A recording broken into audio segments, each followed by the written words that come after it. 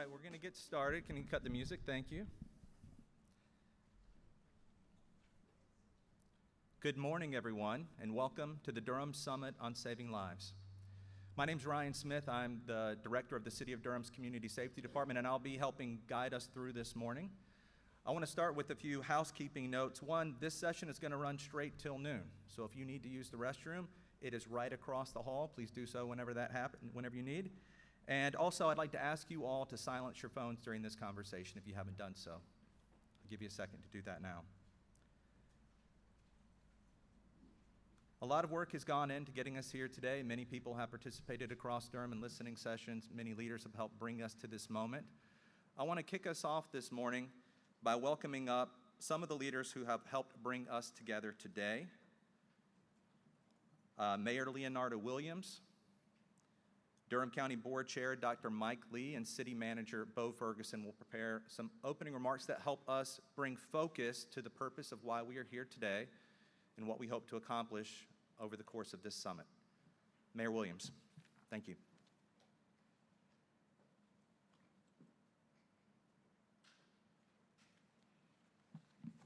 Good morning, everyone. So we are finally here. It's been a long time coming, and over the next few days, especially today, some of you will say, oh, we've done that before, and someone else may say, oh, we've done that before. So there's going to be a bit of that, but everyone that says we've done that before, I seriously doubt that you've all done it together before, and that's what today is all about. There's so much experience in this room, and I can confidently say if we can't solve this issue and why we're here today, I don't know if it can be solved. There is so much brain power and experience in here today. That's what gives me confidence. So when I became mayor, this was one of the things that I was most excited to address because I felt, we had the people that can make it happen. But while politics is people work, politics is very, very complex. And everyone has an idea. And everybody knows the answer. But not everybody wants to work together. We've been resource rich for a long time. And we've been collaboration poor for longer. And so now, today, I've heard all of you. I've met with many of you, most of you actually. We've had conversations. And that's why we're in the room together today. And I want to thank, if I start calling folks out, then I'll get in trouble here. So I'm going to thank the group of folks that came and sat down in my conference room one day and said, we heard about this program. And that's how I met Dr. App. And one thing was for sure, we cannot outsource this problem. It has to be local. It has to be locally driven, locally facilitated. The stories of our folks here locally have to be told, and the work from our folks here locally have to be done. And so that's what we're doing. We're facilitating our local assets. So I want to thank all of you all that are here today. I want to thank my city council colleagues for being here and also being supportive. Please raise your hand. Council members Baker and Cook. And I'm sure the others are probably either on the way or will be coming. We're trying to dodge this quorum thing, but we're also on recess. But yeah, so welcome, and I'll just give a few remarks just to get us set. I know you're like, wait, what? Those were the remarks. Just want to welcome everybody here and just level set while we're here. This summit is our convening, and we have one singular urgent purpose, that is to save lives from gun violence.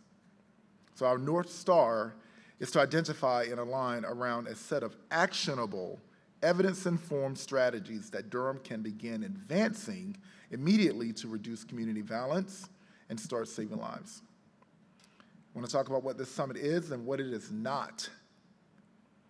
I want to be very clear about our scope. The summit is not the city's crime plan.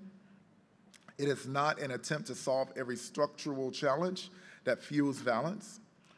So we have poverty, housing, education, economic opportunity. Those things are very real and they matter deeply, but tackling them is not the work of this summit. Our charge here is much narrower and more immediate, saving lives that are at risk right now. And holding that focus is exactly how we make progress and how we can see and measure it. And focusing on the highest risk, to do that, we cannot rely on broad strokes. We have to understand precisely who is in Durham and who's at the highest risk of losing their lives to gun violence right now. And which specific strategies gives us the best chance of intervening successfully. By relying on hard data rather than anecdote, we can pinpoint the hyper-concentrated places and networks that drive most of the violence. That's not to devalue anecdotal data. We have that. We have qualitative and quantitative. We're going to bring all of that together in one space. The summit is the culmination of months of work, not the starting line. Over the past 6 months, we've held 18 community listening sessions across Durham with targeted outreach to youth, public housing residents, schools, immigrant communities, and formerly gang-involved individuals and survivors of violence. Residents told us that Durham is resource-rich and execution-poor, and that trust is paramount. Although our working group over the next few days is small by necessity, the insights, ideas, and concerns of Durham residents sit at the center of everything we take up here. So in the spirit of openness and civil debate, I'll ask one thing of all of us: come ready to listen as much as to speak, and be willing to disagree openly, vigorously, but always with respect. The strongest recommendations come from honest debate, not forced consensus. We can challenge one another's assumptions hard and still treat each other with civility and good faith. That is the standard we hold ourselves in this room. So I look forward to working with you all. You'll see Dr. Lee and I pop our heads in and out over the next few days. The room will get smaller as you all get to work around this table. My job as mayor is to empower the work that you do. It's on you all. Thank you.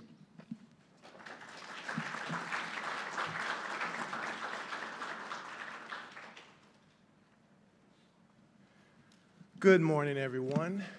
I'm really excited about being here. I'm excited about this milestone in this program. I didn't see any of my fellow county commissioners. Oh, there we are. There's Michelle right there. I didn't see them when I came in. But I'd also like to shout out the Board of Education.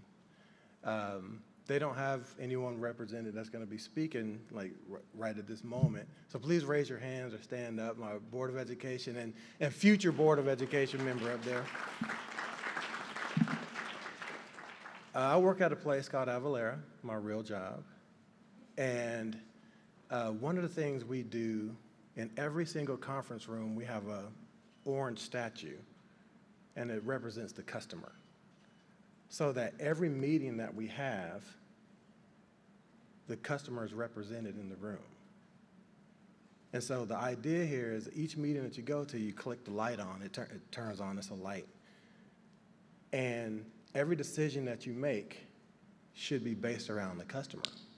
It was the first company that I've been to that actually focused on the customer like that. So as this group begins, I would love to see a representation of the youth in the room. Because every single decision, every single piece of data, every single decision that we're going to be carrying forward has to do with the youth.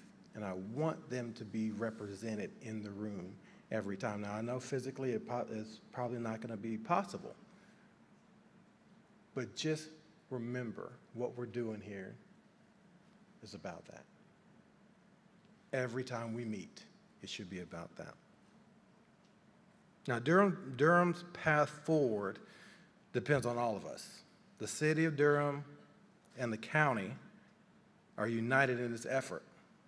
This partnership reflects a shared responsibility to confront violence with clarity, compassion, and proven solutions. Any of you who have seen any of my meetings know that I'm a measurement leader. It is about measuring progress and making sure we're moving in the right direction. But the complexity of this challenge demands a comprehensive approach. We must put together our invaluable local expertise and lived experience with national best practices, learning from cities who have successfully reduced homicides while tailoring those lessons into a plan that is uniquely Durham's. This summit is the convergence point where local data and community insights meet national evidence. This morning is about building shared public alignment. Together, we'll review Durham's specific shooting data to understand the local drivers of violence, hear the synthesized findings from our community conversations, and explore the core principles of evidence-informed violence reduction. Following this morning's public session, we'll transition into a focused operational planning phase. A dedicated working group of 30 leaders representing impacted communities, law enforcement, and support agencies will spend the next 2 days diving deep into the evidence, the data, and the community's mandate. Now, I want to be clear about this group's role. The working group does not have the final say. Its job is to translate the evidence and the community's mandate into a set of recommendations, a proposed Durham action plan that will bring our recommendations, bring our elected bodies and other community leaders, will bring it to our elected bodies and other community leaders. Those recommendations will be shared more broadly for input for anything before anything is finalized. In short, the work of these 3 days informs the decision. It does not end it. I want to close with something we've heard loud and clear and more than once from the people across the city. Durham is tired of being listened to. Residents have shown up to session after session, shared their pain, their wisdom, and asked us a fair and pointed question. What are you actually going to do? Today, we begin to answer that. This summit marks the turning of the page from listening to acting, from learning to accountability. The conversations are not over, but they are no longer the work. The work now is to honor what we have heard with strategies that saves lives and to hold ourselves accountable for delivering them. With that, let's begin.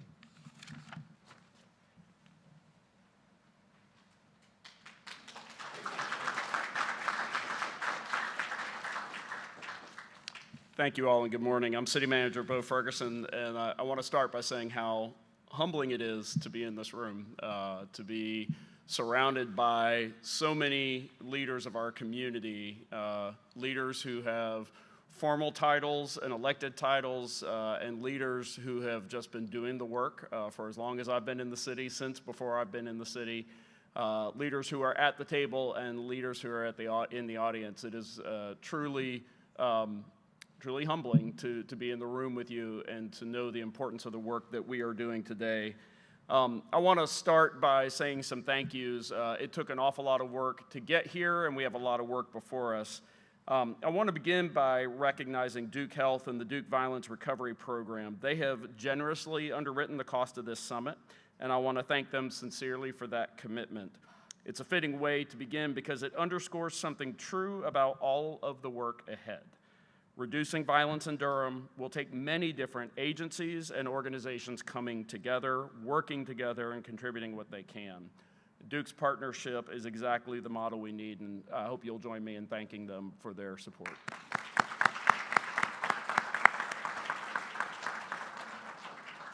I also want to thank the amazing county and city staff who have collaborated over the last year to research different models, to convene the listening sessions, to do the day-to-day work that it takes to understand what a path forward might look like, and to support the great leadership of our city and county leaders who have demanded that this be a path that our community goes down.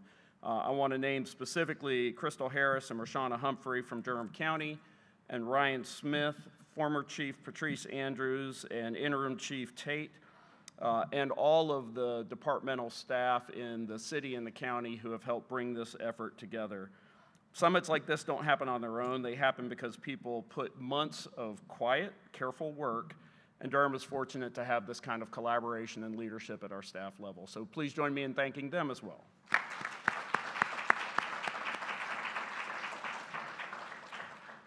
Chair Lee's comments emphasized the importance of city-county partnership.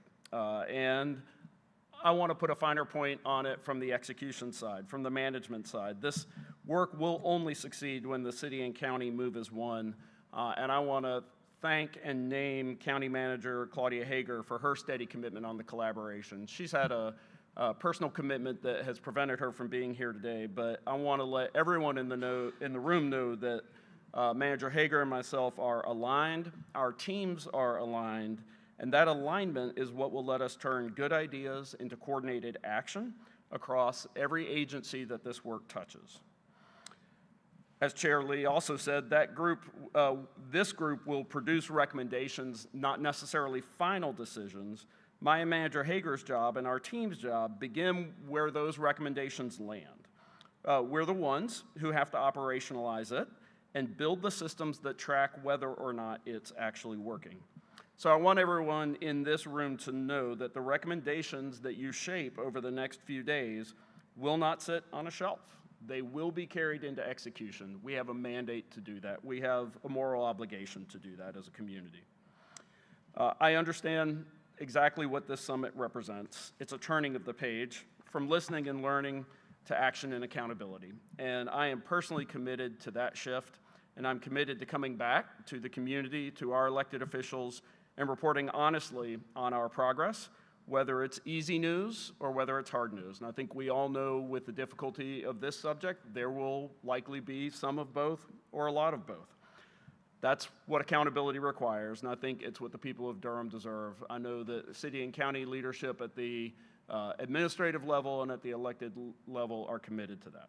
So I think I close out the formal introductory comments this morning, and we get to start the work that I know you all came here for. I want to thank you again for your dedication, for your commitment to Durham, and for the leadership that you have provided and are going to continue to provide. I'm really excited about the results of the work that will lay before us. Thank you.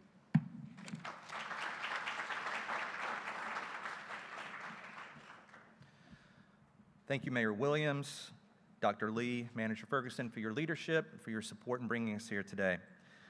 I'm now going to, in a minute, invite up Thomas Apt. He's the lead facilitator of these sessions. He's going to walk us through what to expect over the course of the summit. Let me just give a very first brief introduction. For those who don't know Thomas, he's the founding director of the Violence Reduction Center, an associate research professor at the University of Maryland. One thing I want to underscore at the outset is that Thomas Apt and VRC, they charge nothing to the cities that they support, and we're grateful for that. It allows us to focus our resources where we need them most. Thomas and his team, as well as other national experts and local experts, have been advising city and county staff over the last year. We're grateful for Thomas and his team for being here today to help facilitate these discussions over the next 3 days. Thomas has spent his career advising on evidence-informed approaches to reducing gun violence across the country. Thomas, thank you for being here.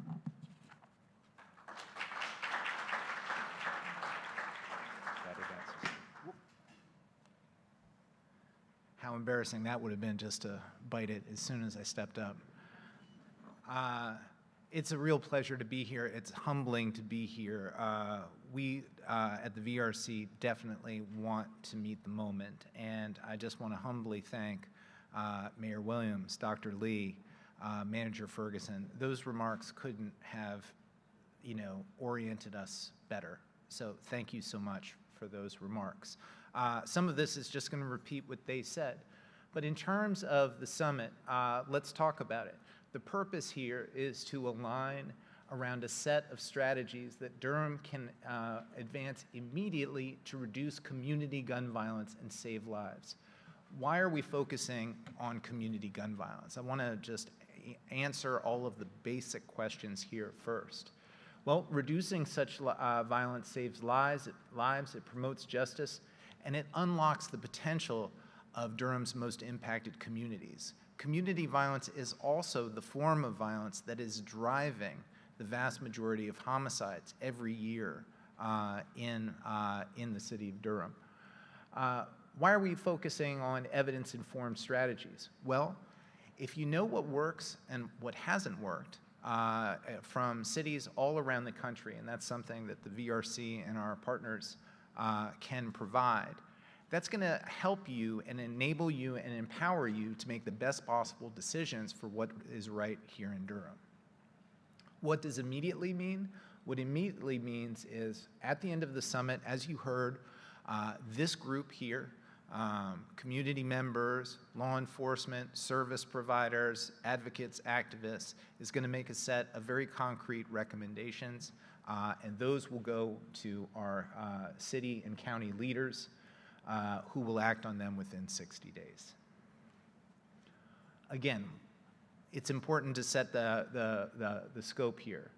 This is not intended to be the city's overall public safety or violence reduction plan. It's focused on the form of violence that is costing the most lives to the city every year. So we're not going to be focused on other public safety issues. We're not going to be focused on family violence or intimate partner violence or bullying or other forms of violence. Those issues are extremely important. They deserve their own strategy. And so I just want to be clear about what we're focused on here. We're also not going to be addressing, at least directly, the broader picture, the root causes, the structural factors. Those too are incredibly important, but those are long-term issues which the city is moving to address in other ways, in other areas every day. Our focus here is going to be on saving lives and stopping violence right now. And again, then finally, we're not starting from scratch. As you heard, there have been months of listening sessions. There's been careful research. And what we hope is that the recommendations that come out of this summit will align with community feedback, also align with previous efforts and plans, so that we are consistent as much as possible with those previous efforts and strategies. A little bit about us. Our full name is the Center for the Study and Practice of Violence Reduction. It's very wordy, but I like it because it actually describes what we do. We study and we practice. Our role here is to facilitate. Our role is to present you with information. Our role is not to make decisions. It's the working group here that is going to make the recommendations to our elected officials, but we hope to be useful in terms of providing you with the information you need and also keeping you on track and keeping focused. We got started, we're young and small but mighty. We started in November of 2022. We're located at the University of Maryland at the College Park. And our goal is to offer solutions to community violence by combining rigorous research with practical know-how. On the study side, we review rigorous research, we synthesize it, we organize it, and we make it available to policymakers and practitioners in accessible, easy-to-use formats. On the practice side, which is what we're focused on here, we provide practical instruction to cities on how to choose the right combination of strategies that's right for them, that's customized for them. We are formally engaged in Knoxville, Boston, and St. Louis, and Memphis. A month after this practicum, we'll begin with Atlanta. A month after that, we're going to begin in New Orleans. And we've informally advised hundreds of policymakers and practitioners at the federal, state, and local level.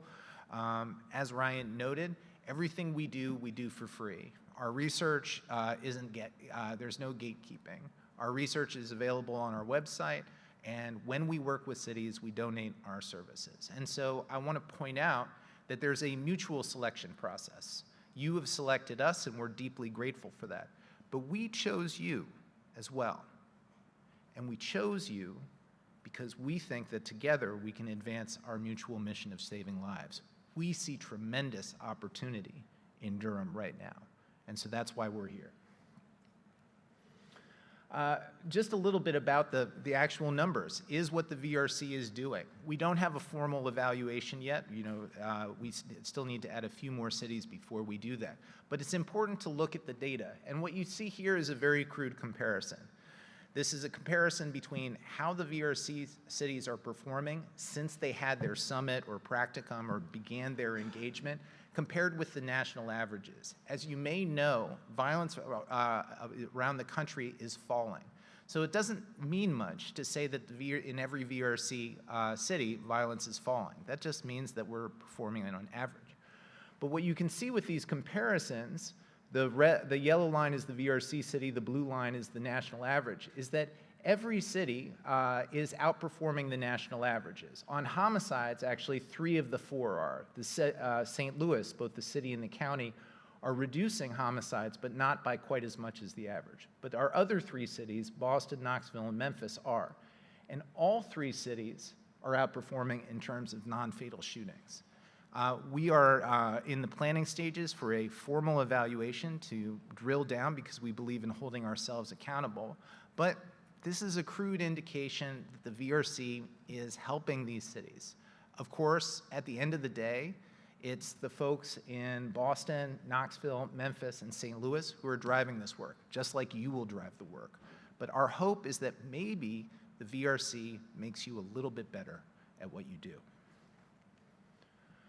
So back to the summit. What are our goals? Number 1, we want to engage with the feedback that we got from the community listening sessions.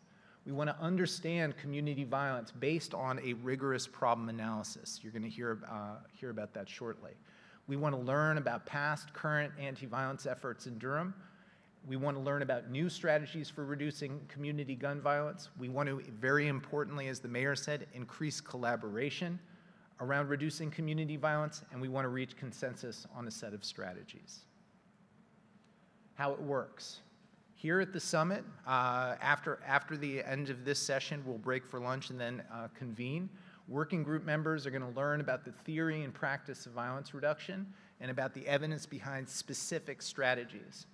And they're going to hear that evidence, they're going to deliberate, and then they're going to draft an action plan with recommended strategies for our local leaders. And then after the summit, those leaders are going to think about those recommendations, consult with additional people, and then ultimately release an official action plan within 30 days. And then immediately, planning and implementation will begin. And the VRC is going to be with you every step of the way. We were here, several months ago, and we're going to be periodically back. We're also going to be in constant contact via Zoom and email and those things as well. So this is obviously our agenda for today, but I also want to give you a sense of what the working group is going to be talking about. So this afternoon, we're going to start with specific strategies. We're going to look at the focused deterrence gun violence reduction strategy. We'll look at street outreach interventions. We'll look at prevention, intervention, and recovery services, especially those that feature cognitive behavioral interventions. Thursday is jam-packed. We'll begin with place and problem-based policing. Then we'll talk about environmental crime prevention, all the ways you can change the physical and social environment to reduce crime. We'll talk about how to police and prosecute gun violence. We'll talk about the general management strategies for anti-violence initiatives. We'll talk about how to fund them as well. We'll talk about the importance of procedural fairness, voice, inclusiveness, neutrality in all the work that we do moving forward, and then we'll start planning. And then Friday is dedicated to planning and ultimately to crafting those recommendations. I'm extremely excited about what's ahead. I hope you are too. And with that, we'll move to the next session. Thank you, Thomas. So as we have said in some of the opening remarks, today isn't the start of this work. We have been working hard as city and county staff over the last year. A lot of that work has been listening to residents across Durham, understanding their lived experiences of gun violence, understanding the strengths that we have to build upon, understanding the gaps that people see. We want to start, I love the story you told, Dr. Lee. I'm just going to remind you all, Dr. Lee talked about, at his place of work, they begin every meeting with this orange statue. They turn the light on, and it helps them focus on the customer. We are kicking off this summit in a similar way. The very first session, we're going to turn on that orange light, but that light is about Durham residents who are living with gun violence every day. We have spent time over the last 6 months engaged in a lot of deep listening and learning, and we want to start to focus our attention and to build on the foundation of the lived experience of Durham residents who live with violence, who have hopes of what we might do in this space to really center that work, to center their wisdom, to center their expertise. I'm going to invite Roshana Humphrey, who's been one of our partners in this work. She is the director of Durham County's Justice Services Department. Justice Services Department does a range of important work, working with justice-involved individuals, working on mental health needs, reentry, diversion. Roshana's been a critical leader working with Crystal, myself, and others to help organize these. Roshana will now come up and share a summary of what we have learned over the course of the last 6 months in conversation with many people. And I want to say one other thing, Roshana, before is the city held a bunch of listening sessions. I also want to thank and acknowledge and recognize there were other groups who organized their own sessions. I see some of you here today and invited us to attend, and we did. So there was both the work that we did and the work that others convened.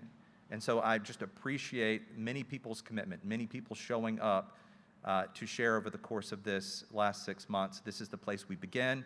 This is the foundation we build upon. Thank you, Roshana.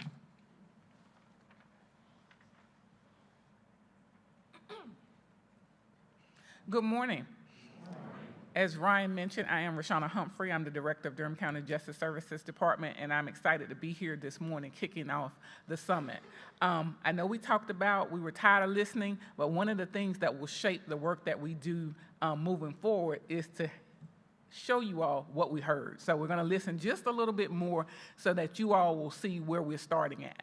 So let's see what we heard when we had these listening sessions. So as Ryan mentioned, and a few others, for the last 6 months, we have been working with the community on providing listening sessions. So we started in January, and we went through May.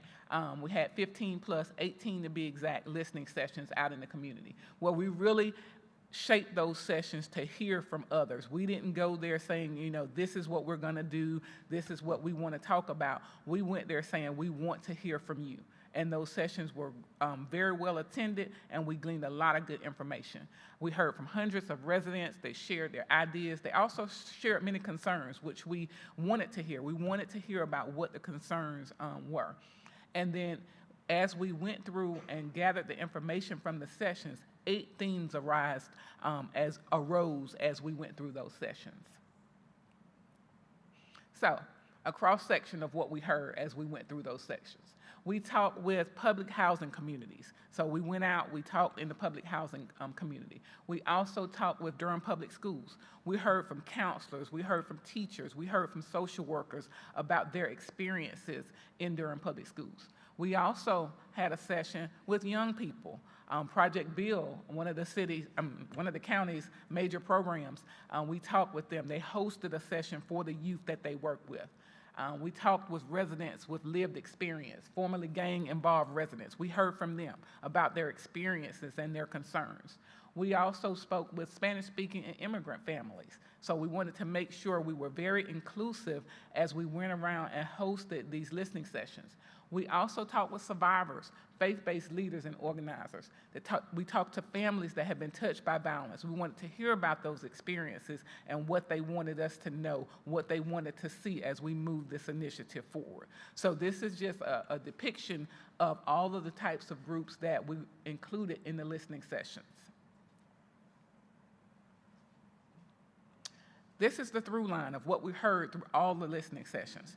By the listening sessions and what we gathered, we heard that Durham is resource rich. You heard our introductory speakers talk about that. Resource rich, but execution poor. And we understand that. We own that. And that's one of the things we're going to address, that we need to have better execution and coordination of our efforts as we move forward. And throughout this presentation, you will see, and I will read for you, I'm not going to read all the slides to you, but I will read the resident comments because I think it's very important for you to hear from the words of the residents exactly what we heard. So residents describe hundreds of programs working in parallel, often unaware of one another. And we know that. We know we have plenty of programs out here, but sometimes we don't know they exist. We have one program working in one area, we have another program working in the other, both possibly doing great work. But we need to bring those together so that we can have the better bang for the buck and the better impact on the community. While people were at the highest risk of fall through, we had these programs that were not working together. The diagnosis matched the data. Durham does not mainly need more programs. It needs to focus, coordinate, and sustain what it already has. So that's what we're focusing in on. We want to look at what we currently have because that's very, very important. We don't have to start from scratch. We have a lot of great things going on in the city of Durham, in the county of Durham. So, the 8 themes that came out of these listening sessions. The first, a small number of people and a handful of places. That's one of the themes that we saw. Second theme, credible messengers and the window before violence. And I'm going to just hit these, but I'm going to dive deeper as I go forward in the slides. The third thing we saw, changing minds means meeting the need for income. The fourth thing, safer places. We need light, blight, housing, and movement. The fifth thing, trust, fairness, and legitimacy. Very important. 6, healing after the harm. We very rarely talk about that. It's so important. Healing after the harm. 7, the schools and the youngest residents. And then 8, coordinate what Durham already has. So these are the themes that we're going to dig deeper into. So that first one, a small number of people and a handful of places. What are we talking about here? Residents were clear that violence is not evenly spread. They asked Durham to concentrate on the few people and the few places that's driving this violence, to focus rather than to dilute, and to lead with help, reserving enforcement for those who really need it. So let's look at the comments that were given by the residents. A small number of people that are either victims or main perpetrators of violence, and you work directly with them. That was an ask for us to work directly with those individuals. The next quote, target the leaders of gangs for good things, not just to bust them. So how can we work with those individuals directly? And then the third quote here, give them the talk, the resources, but for those who refuse it, that is where we do enforcement as a key part of the solution. So offer resources first. So this is on that first bullet of small number of people and a handful of places. These were some of the comments from residents about how we address this particular theme. The second theme, credible messengers and the window before violence. So what we know, there's a precise moment to intervene. We got to get there early. We got to get there early. We tend to get there a little bit after, but we know we need to intervene earlier. Well before an arrest or shooting, we need to make sure we're intervening. And who does the intervening matters. That's what we talk about, credible messengers. Who does the intervening matters as much as when it happens. Intervening happens, but we also need to make sure the person that's intervening is a credible messenger. And then the last thing residents pointed out was around a community-based outreach like Bull City United. So some of the resident comments. You hear his name before he becomes a target. That is the time to intervene. So that's that early intervention, and we all know we've heard it. We've heard individuals' names in the communities all the time. This one is the one that's responsible. This one is doing it over here. This one is doing that. So if we have the name, we need to intervene early with those individuals, and not just to bust them, but to offer them resources. Bring the OGs in to speak to the younger generation about the real dangers of gangs. So again, if we know who the individuals are, let's work with them to utilize them to be a part of the solution and not a part of the problem. And then the third quote here, I made it out, but only through community outreach. People saw more in me than I saw in myself. So, being that enforcement for individuals that want to change and encouraging that change. The third thing we saw, changing minds means meeting the need for income. So you can't just tell people we want you to change, but we don't have any alternatives for them. So we need to meet that need for income. Residents described a real desire to change colliding with an immediate need for money. We all know that. Programs that ask people to wait or to pay too little to live on lose them. They refrain with jobs, jobs, jobs, especially for people whose records, especially for people with records or for who want to leave gangs. And so what we're meaning there is that you have to offer solutions for individuals. You can't just say we want you to change or we want you to go out here and get a job. We have to assist people in getting to the resources that are there or providing the training necessary to get the jobs that we keep saying, jobs, jobs, jobs. So again, quotes, jobs that will take more chances on people and not judge them because they look a certain way. We need to help them find those jobs. Parents work multiple jobs, so kids are left alone in the streets. They, gang-involved youth, can't wait 3 weeks for a paycheck. They need something right now.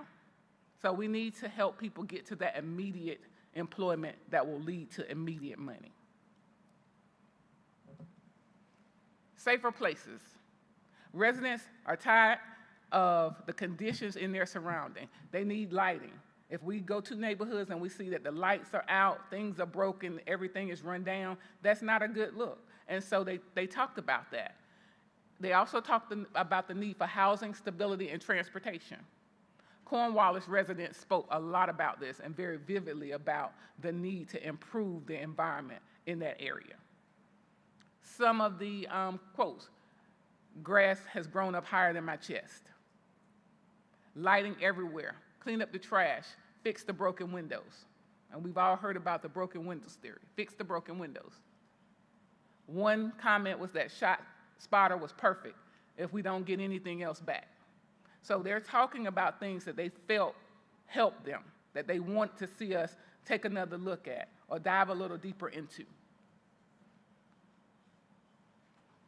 The fifth thing, trust, fairness, and legitimacy. Very, very important. We heard this at all of the listening sessions. People need to feel like they can trust the individuals that they are working with. That is critical to this.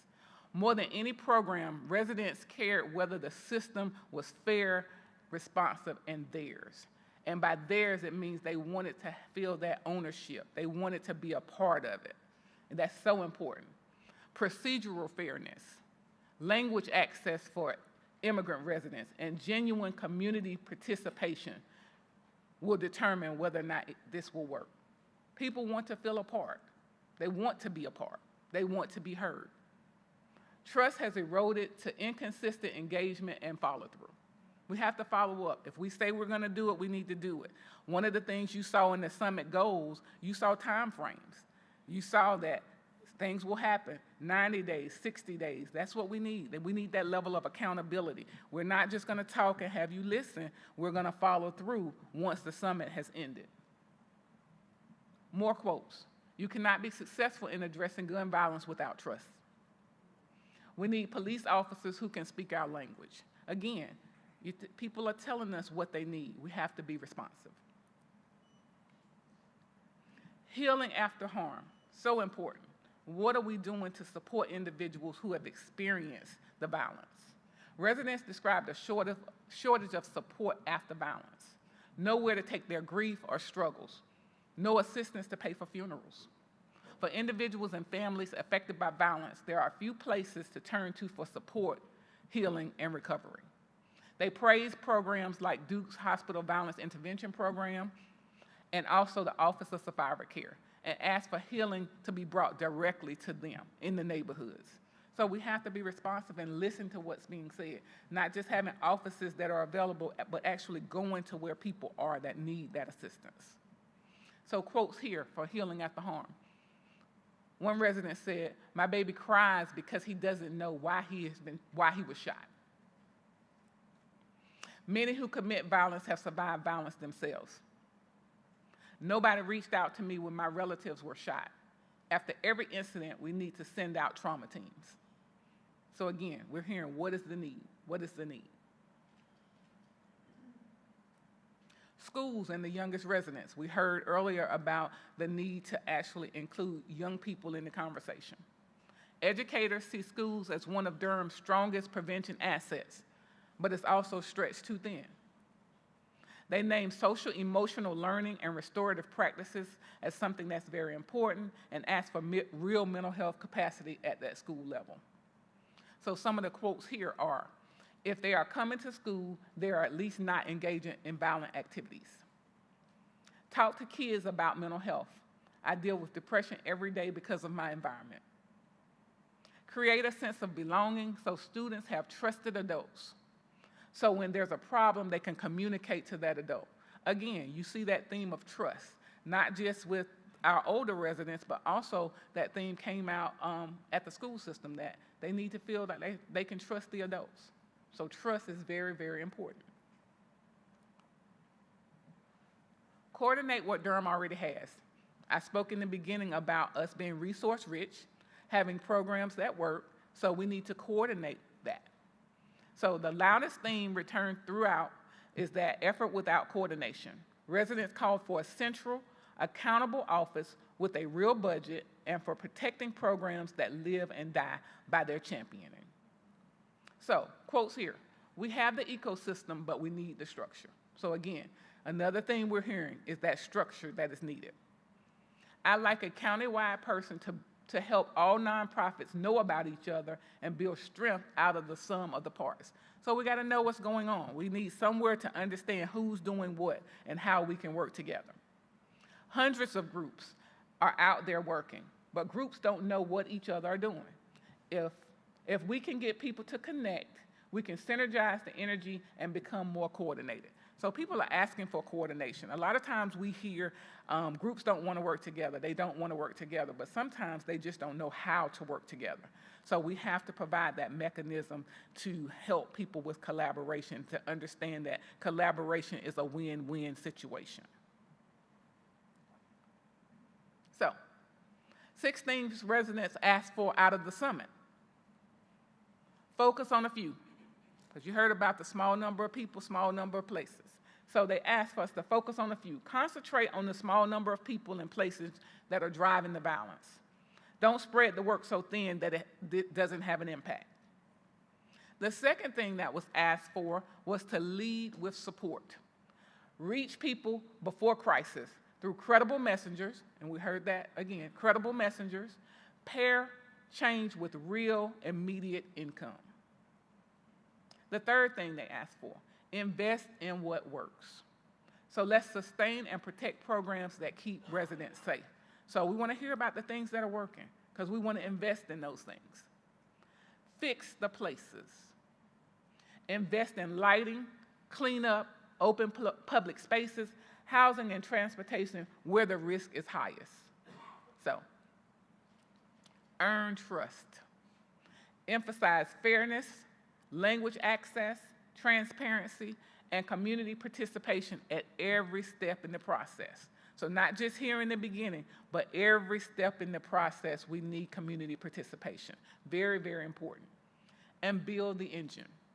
Stand up a central, accountable, coordinating mechanism so the city and the county can point assets in one direction.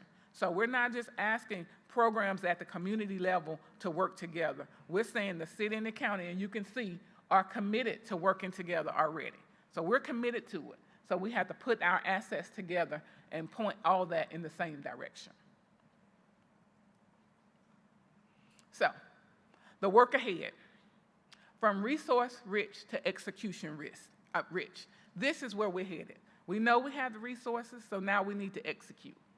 The work of the summit is to make Durham execution-rich, as well as with focus, balance, and above all, the fairness that will determine whether any of it is believed.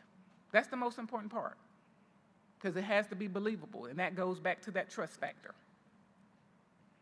So, I will read this because it's important that we thank the people for the great work that's already happening here in Durham. So with gratitude to the residents who shared hard and personal truths, and to the partners who opened doors or hosted their own community sessions, excuse me, including but not limited to Hayti Reborn Justice Movement, Project Bill, the Durham Housing Authority and Cornwallis Road residents, Durham Public Schools, El Centro Hispano, Connie Aban Bermudez Bay, Grace Inc., Durham Can, and Faith Community Partners, the Office of Survivor Care, among others, and the community groups who jointly hosted the annual Youth and Family Forum for Gun Violence Prevention. Also, a special thanks to Shayla Dushayla, the Bellwether Collaborative for Health and Justice at Duke University, and to the Vera Institute of Justice who supported our community learning work. So we thank everyone who has participated thus far in helping us to get to this point. It's very important. We feel like going through what we heard at the listening sessions was very important because it helps you to understand where we're starting. We're not starting from scratch. We're starting from listening to what the community has told us they want to see. And we feel like that is crucial to this effort. Thank you so much.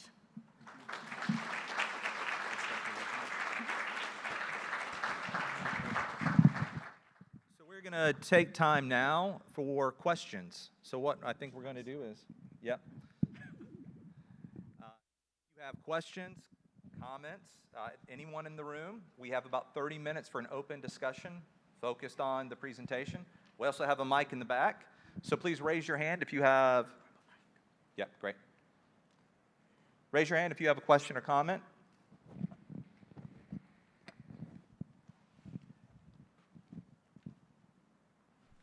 Mic check, mic check, mic check. Good morning, or good afternoon, whatever time it is now. My question is around, as we continue to execute the plan and develop a way to address immediate needs, I'm also curious about what you mentioned earlier about root causes. I'm really thankful that we mentioned a name, that we're not going to talk about it during this session, because that's real. But we do need to talk about it and figure out how and when and why and all of those parts. So I just want to figure out what does that look like? Have y'all talked about that? Because it's, can be a little hypocritical and performative if we're not careful. Really slippery slope. Thank you.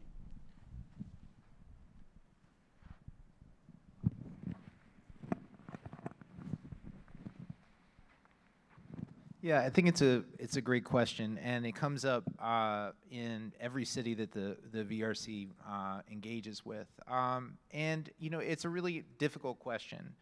But one thing that I have found, in the course of, doing research, but more practically when I was doing this work on the ground in government, is if you promise to do everything, you're most likely going to end up doing nothing.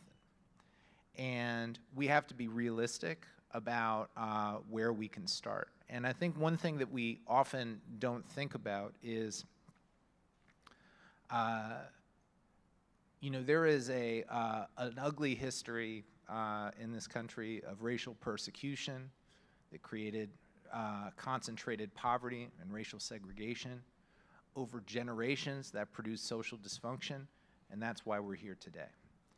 And that's a very important story to understand, and it is part of this nation's mission overall to slowly unwind those things. But that pathway is also working in reverse, meaning that high rates of violence are traumatizing communities, intensifying racial segregation, intensifying concentrated poverty, and ultimately reinforcing social stigma and separation.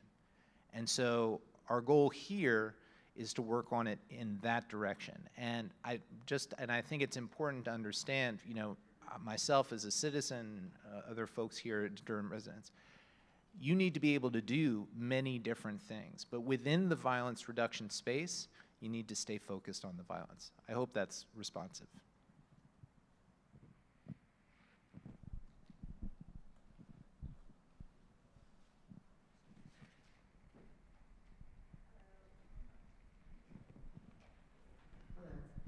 Thank you so much for the presentation and sharing kind of where the residents are at. I did have a question around this concept of resource rich to execution rich.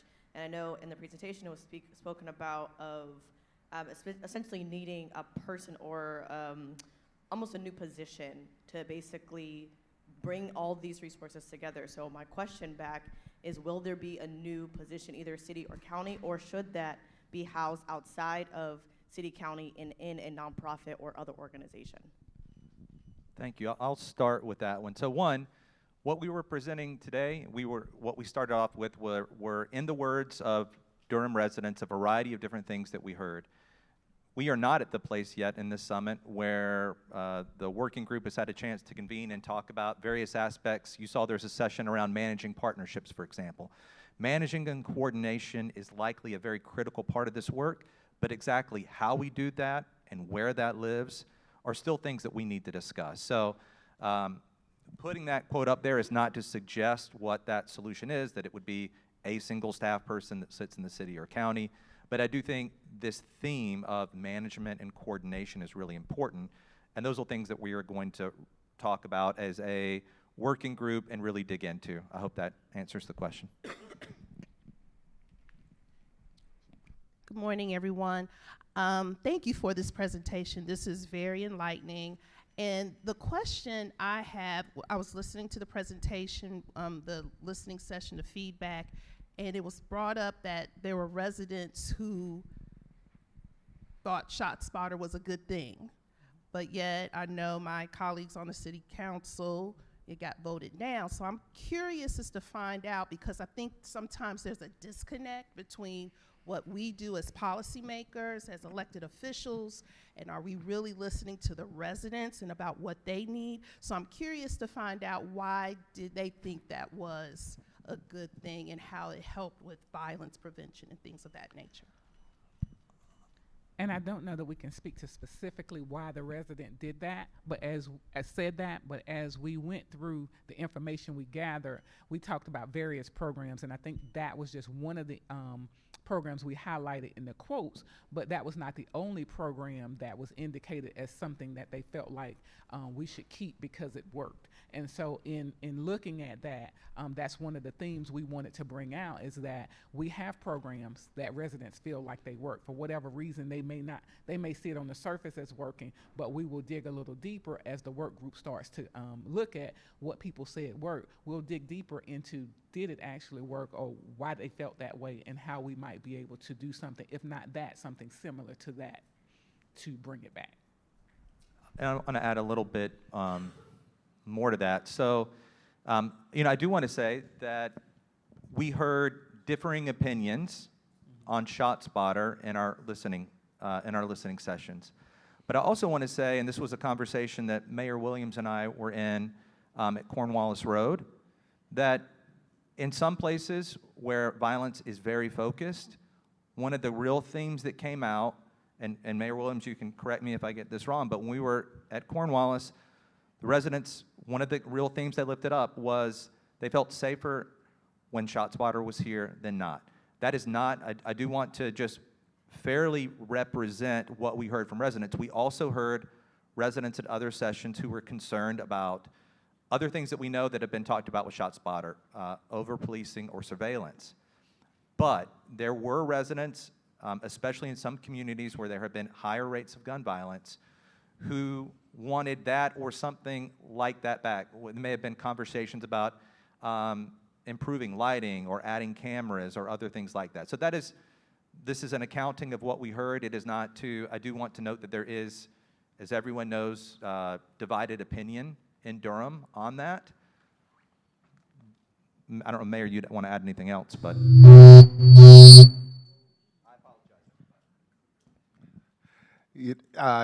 Not really much to add, just that, we are really setting in, pardon me, really setting in that, this came from the residents, so you're going to hear a lot of the concerns from people who are living in the experiences, and part of this work was going to where the residents are. Not every resident is going to have the luxury of coming to City Hall or coming to the commissioner's chambers. So you're going to hear a broad swath of opinions. I want to be very cautious that we're not even at the policy stage yet. Even just, I don't want to even keep saying shot spotter, because it's not about just that one program. It's about what the resident felt, and I want to lift up how they felt.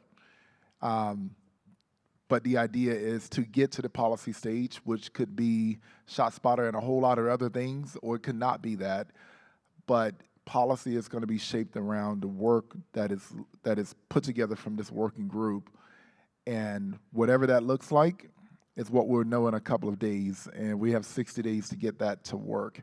As an elected official in this space, my goal is to just shut up and listen and empower the work that you all do around this table, the working group, and be informed continuously by the community. When it gets into political space, it gets really murky. And one thing I'm tired of is we're governing on assumptions or governing on very narrow agendas. So this is the broadest approach that we have ever taken, and the most aggressive and assertive approach to solving this issue. And it's going to look really different to a lot of people. So that's a lot of words to say. We're still listening, and recommendations are going to come. And in regards to questions at this time, I'm just going to keep it resident-focused, community-focused, and less about us. Thanks. Good morning. My name is Larry Thomas. I am with Thomas Mentor Leadership Academy here in Durham. And I just want to thank Dr. Lee for mentioning the youth and having the youth in the room and hearing their voice. Since 2010 up until 2025, we have been tracking the number of youth probably from the ages of 7 to 17 or 18 that have come in contact with law enforcement. And we don't know what the case has turned out to be, but just come in contact with law enforcement. And it's been like over 9,000, right? From 2010 to 2025, it's been like over 9,000. So, and I hear the community conversations in the listening sessions. So in the community conversations, have there been community conversations with just youth? And what have they been saying? And what Dr. Lee saying about having them in the room, what's the plan to get them in the room as we move forward? So I'll speak to that. So we did have a specific listening session with participants from Project Build. We've also had some listening sessions where Grace Inc. actually had a youth conference. And so we've talked to some youth, and some of the comments up there were from that youth session that we had. And so we know that we have a lot of programs for our youth around prevention. And so, as we said in the beginning, this is just the beginning of our work to be done.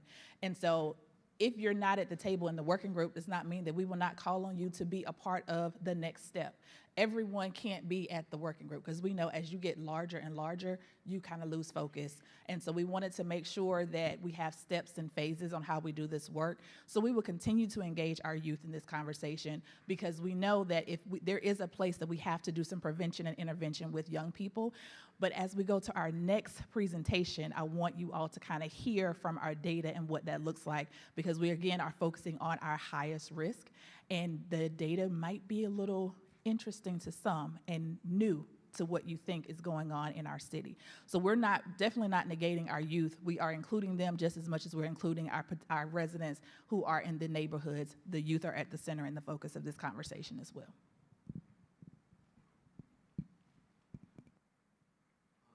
Yeah, I'm Willis Reginald Hart Jr. I'm a 6th generation Hart from Stadville Plantation. And I had a question for Dr. Abbott. You said racism, segregation, concentrated poverty, crime and violence, that's the phases that it goes through, and it would happen to any community if you was put in that situation. So by Durham being in that situation and us being in segregation, it was gonna happen to us anyway.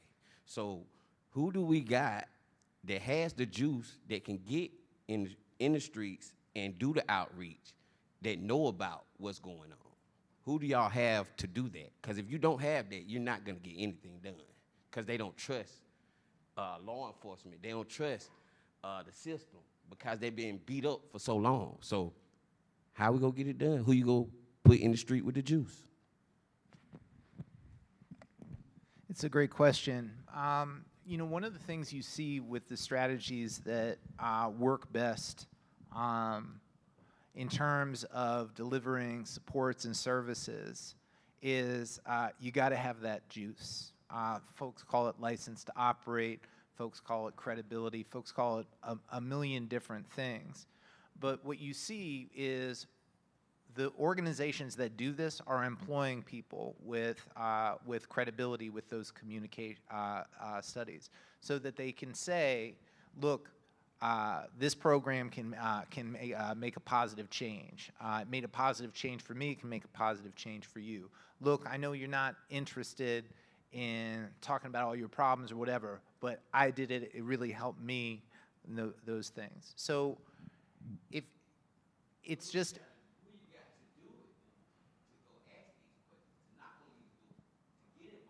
well, we've got the members of the working group, we've got all of these folks here, and we're going to have to build that out slowly but surely and find those folks. And it's not everybody. You know, not everybody can engage those who are at the highest risk, but we're going to need to find the people who can do it, train them appropriately, resource appropriately, because they're incredibly important. Great question.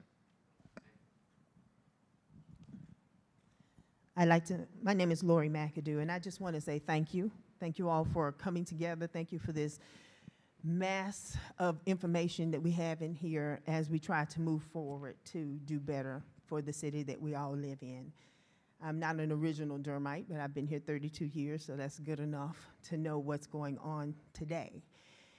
And what I want to impress upon everyone in the room is the lack has not been the resources, the lack has not been the love, the lack has not been the need.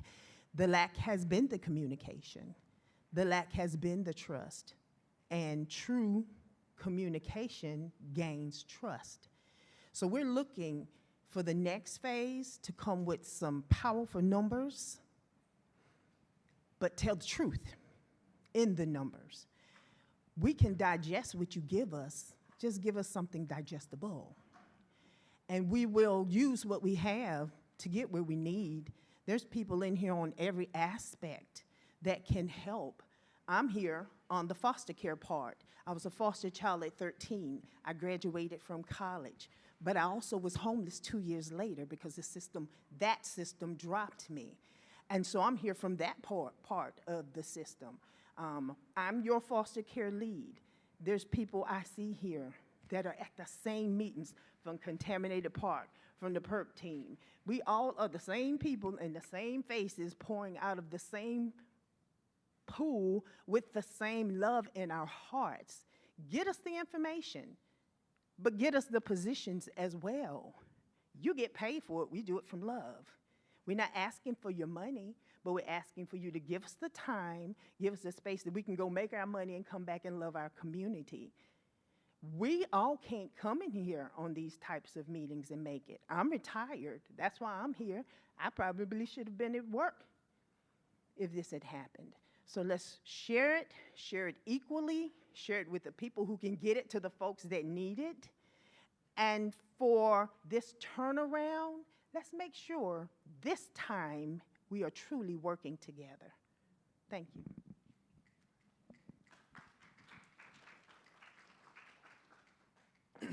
Good afternoon.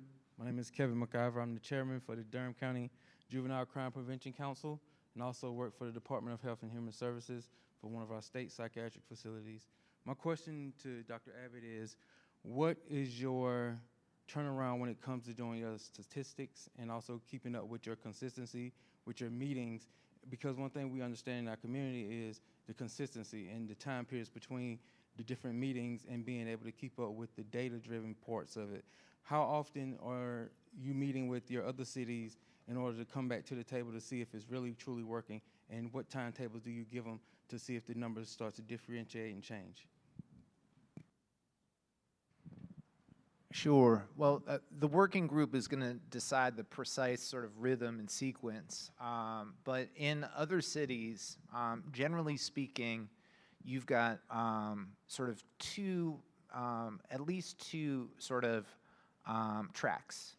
You've got the sort of operational track that is really tip of the spear, engaging high-risk people in places, both with services and supports, and if necessary, sanctions. And that group is usually meeting weekly, at least. And so that is sort of almost real time. But that's a small group because that group has to be very highly coordinated. And then there's usually some kind of higher level strategic group, advisory board, something like that, often chaired by electeds. And that's often meeting at most monthly, at least at the minimum quarterly. But that meeting is usually public, and it's usually sort of a public accounting of, going through the numbers, going through the metrics, what have we done. It's an opportunity for the electeds to hold all the operations people accountable, but it's also an opportunity for the public to hold everyone accountable as well. So that's usually the pacing. I don't know what folks in Durham are going to decide, but it might be something like that. But they'll decide.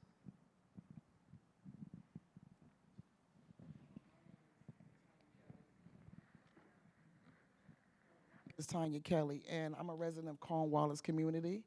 And something was said about bringing in the trauma team, the people, immediately. You can't just bring them in one time and not continue, because most times when you live in communities like ours, there's retaliation. So you gotta keep coming. You gotta try to de-escalate. Like, there's a lot of people, once a shooting happens, they don't come out their homes. So there's a lot of needs that are not met. Like, if we giving out diapers and stuff like that in the community, they don't come. So this is when we supposed to be able to talk to somebody in the community, find out who's not coming around, who's not coming out there, because most times it take y'all so long to pick up the dead body.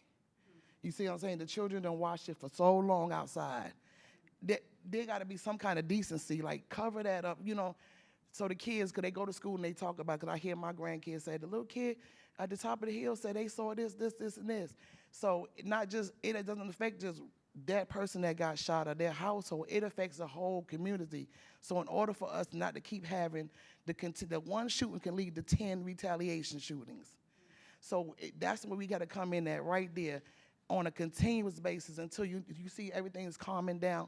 But then you got to watch that, because sometimes it calm down. That's just the little act, before the real thing happened. But you have to come in and utilize the people that are not getting paid. Utilize the ones that feed the community, that the kids come and say, tell us all the business. We know everything.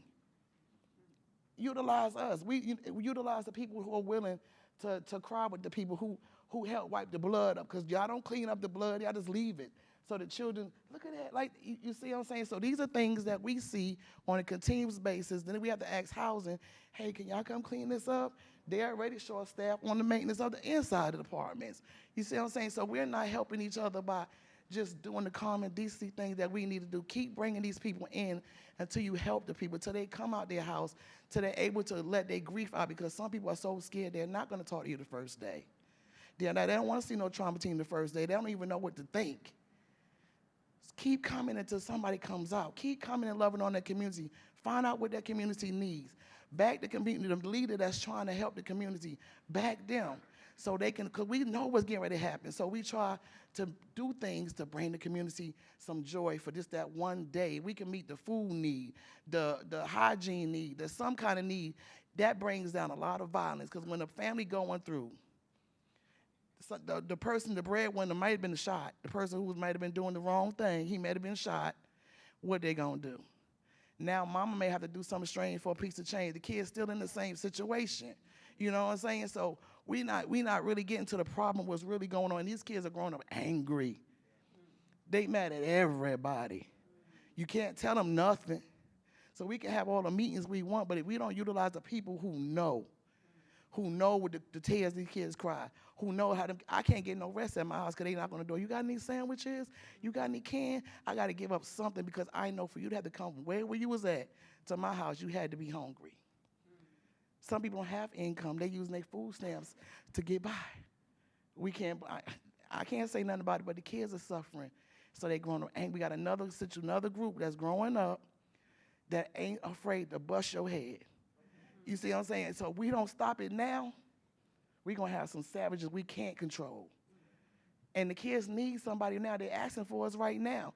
But we don't utilize the people. We want to have programs, and then we come in for like a little month or two, and the program gone. But you got people like Grace, and you have people that come in on a daily, support these people, back your community leaders, give us the Narcans, give us the stuff that we need to help, because the Our Heart team take too long. When we found the lady passed out on the Mexican people port, you see what I'm saying? She wanted to get off crack. She's only 22 years old. But by the time they never came. So that little girl, that lady is still walking around with her wig turned backwards. You see what I'm saying? That's another person that's lost. When they want help, we need to move now.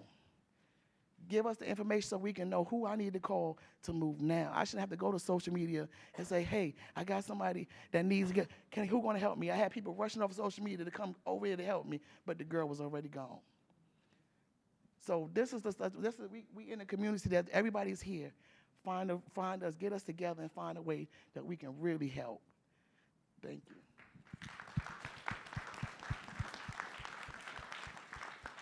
So I'm going to step in just really quickly, because I want to make sure we understand exactly how this is going to work. What you just heard is, I don't know if we could put it in a nutshell better. That is the reality. That is what I hear. And Tanya, you and I have been talking for years. That's what I hear. And that's what drives me to want to bring us all in this room. I also want to be very clear. Dr.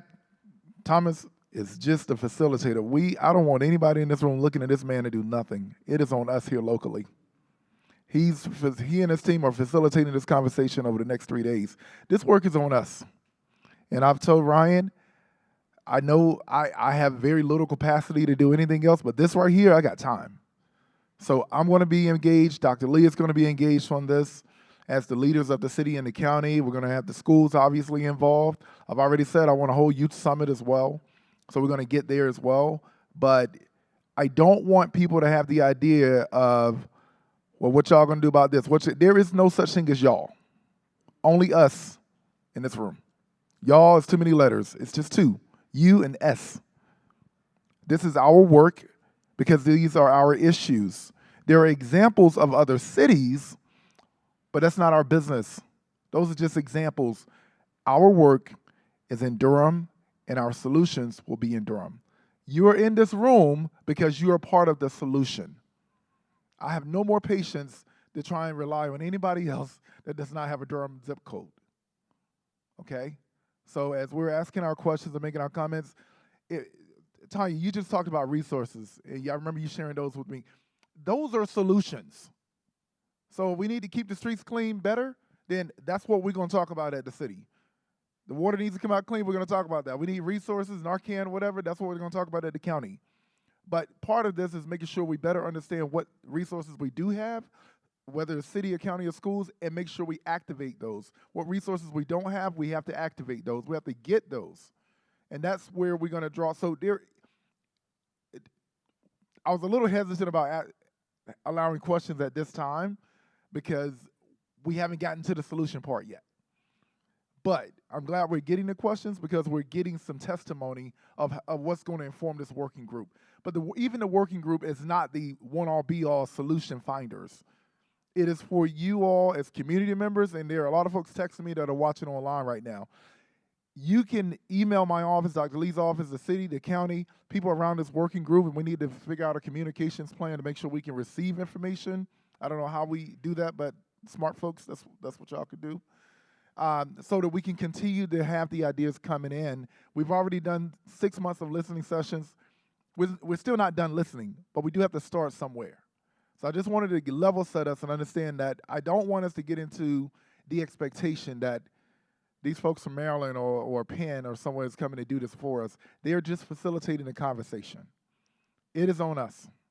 So let's look internally, and as we're talking and asking questions and making comments, put the mirror in front because it applies to you first. That's what I'm doing. That's what I want to invite everyone in this room to do. Thank you. Thank you, Mayor. All right, we have time for one more question, and then we're going to move on to the next session.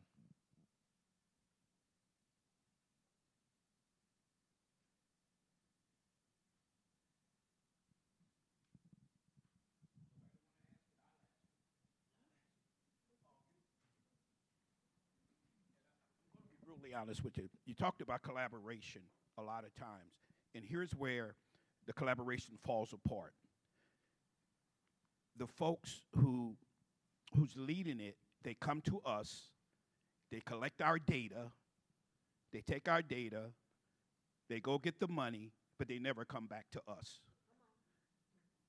And bring us in. They get the money, but they never come back to us to serve the community. That's why the collaboration falls apart.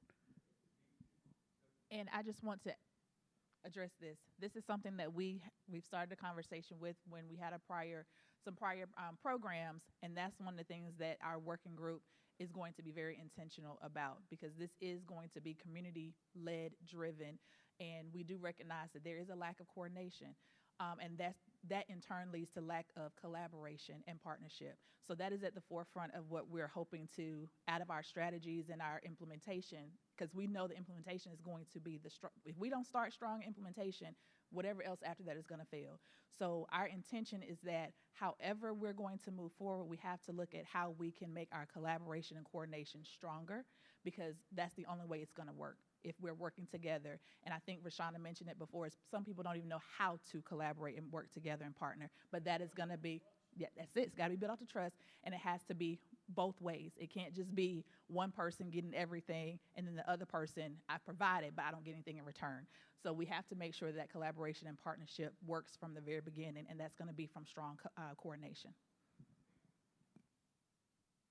All right, thank you. Thank you for everyone who stood up and asked a question or shared a comment, for those who are online and sending questions to the mayor or others. We will be sharing a full report of our listening sessions we'll be putting out on the website, and we'll be sharing it out as well that has additional information. We're now going to transition to the next topic. So we started off really focused on what we have heard directly from people who live in Durham, from stories, from qualitative data. We now want to talk about Durham-specific data. What do we know about fatal and non-fatal shooting data over the last 5 years? Because as the mayor has said, we are building this locally with local experts, with local wisdom, but also with local data. This next conversation is going to present to us what we know from shooting data over the last 5 years, again, to help us focus on the North Star that brings us here today. If we want to focus on saving lives and saving lives now, we need to understand violence in Durham, especially violence that is costing people their lives. understand as much as we can about that so that we can focus our time together. I'm going to invite up to do this. We have two guests, Lisa Burrell and Reagan Cunningham, both from the Crime and Justice Policy Lab. Just briefly about them. Lisa has her PhD from Northwestern University and specializes in urban gun violence interventions and local violence dynamics. She has conducted comprehensive violence analysis in numerous cities across the United States to build data-informed public safety strategies. Reagan Cunningham is director of the Crime and Justice Policy Lab West, where she works with service providers, law enforcement agencies, impacted community members, and elected officials to reduce shootings and homicides involving street gangs and groups. Reagan formerly directed the Oakland ceasefire strategy from 2012 to 2018, leading to historic reductions in homicides and shootings there. Please welcome Lisa and Reagan.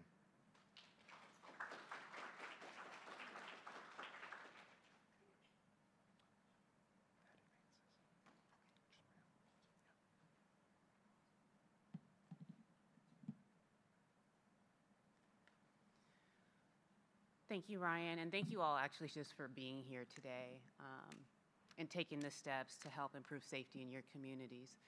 So the gun violence problem analysis, let's think about it this way, is that in order to be able to reduce gun violence, we need to understand who and what is driving gun violence in your community.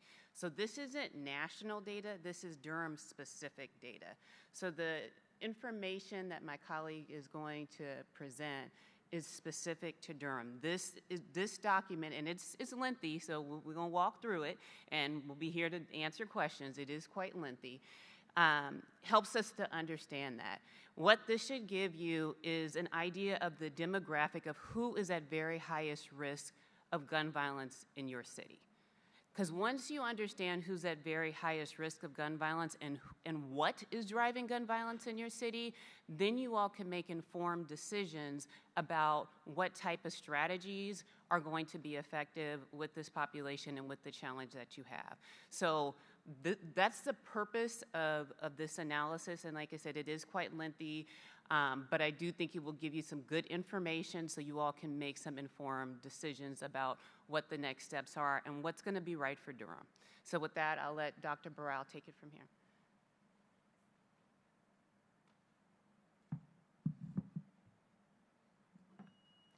Morning, everyone. All right, I figured it out. So as Reagan said, today we're going to go through the results of the problem analysis that we conducted in Durham. We'll go through some basic trend data. We'll take you through the actual gun violence analysis. We'll also talk briefly about high-risk groups and gangs and networks in the city, and then we'll discuss some of the findings.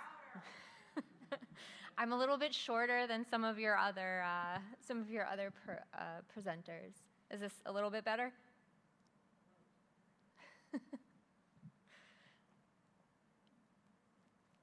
All right, so to start off, a problem analysis is a well-established methodology. It's been used in dozens of cities nationally. Typically, a problem analysis is conducted to learn more about the drivers of violence in a community, both at the individual level and at the incident level. As Reagan noted, the goal of having this data is to develop a shared understanding of the nature of violence, the highest drivers of violence, so that that can inform policy decisions in your city. So in terms of how a problem analysis is conducted, what we did was we collected data on all homicides and non-fatal shootings in the city of Durham. We looked at all homicides from 2021 through 2025, so that was 197 homicides. And then 1 year of non-fatal shootings. Since there are more non-fatal shootings every year, we have a smaller sample size, and we just looked at 2025 for those incidents. So the Durham Police Department provided us with data on all of these incidents. Once we had that data, we actually sat down with investigators for every one of these cases. We talked through the circumstances of the incidents. We learned more about the individuals. And we also went through the criminal history of individuals who were involved as well. So just as a side note, this was a huge undertaking for Durham PD. They were very responsive, very open and receptive to us, so a huge thank you to them for this process as well. Okay, so we'll start just by going through overall trend data in Durham just very briefly. So this graph is showing Durham's homicide rate per 100,000 population over the past 10 years. So the rate, as you can see, started to creep up around 2019 and then went to a stronger elevation from the period of 2021 through 2023. This was a pretty typical trend that we saw nationwide, as I'm sure you're all familiar with. But over this 10-year period that we looked at, the average homicide rate was 12.7 per 100,000 population. Just for the purpose of comparison, we also have the trends here for North Carolina statewide, as well as the United States. So you can see that Durham's homicide rate is routinely about double both the statewide and national rate. This graph is displaying the homicide counts per year over the same time period. So looking at these numbers, again, you can see that 3-year increase from 2021 through 2023. There was a 24% increase from 2020 to 2021. That stayed elevated for 3 years before there was a slight reversion back down, a 23% decrease down in 2024. So this overall, the trends that we're seeing, again, quite similar to other cities nationwide. So even though the average homicide rate sits around 12.7 per 100,000 population over that 10-year period, there was that 3-year period where you saw a higher elevation from 21 to 2023. That's similar to most cities in the U.S. who saw the increase during the same period, during that post-pandemic period. And then began to revert back down a little bit in 23 and 24. Okay, so turning to the actual gun violence analysis. Once again, for the violence analysis, we examined 5 years of homicides, 2021 through 2025, and then 1 year of non-fatal shootings. So for all of those incidents, we're exploring victim and suspect demographics, criminal history of those who are involved in these incidents, as well as incident circumstances. Because we're looking at 2 different time periods and also because we're looking at 2 different types of incidents, so again, fatal incidents versus non-fatal incidents, you'll see that they're broken out separately in all of these slides. So we'll look at the trends and the patterns for homicides, and then separately look at the trends and patterns for non-fatal shootings. So just starting off with demographics, these are homicide victims and suspects. The majority of homicide victims and suspects were male, so about 86% overall. About 80% of homicide victims and 87% of homicide suspects were Black. About 11% of victims and suspects overall were Hispanic. In this last column over here, we're displaying the demographics of Durham's population overall, and that's important to look for patterns of overrepresentation. So as you can see, when we look at sex, men are 47% of the population, but make up 86% of victims and suspects. And then if we go down to race, Black individuals make up 34% of the population, but 83% of homicide victims and suspects.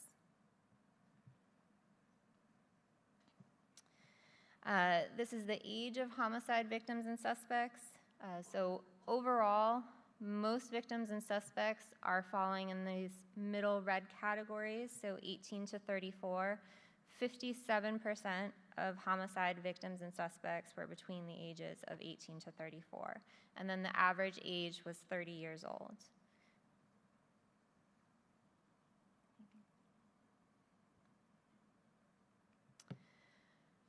Here, again, we're just separately looking at the victims and suspects of non-fatal shootings.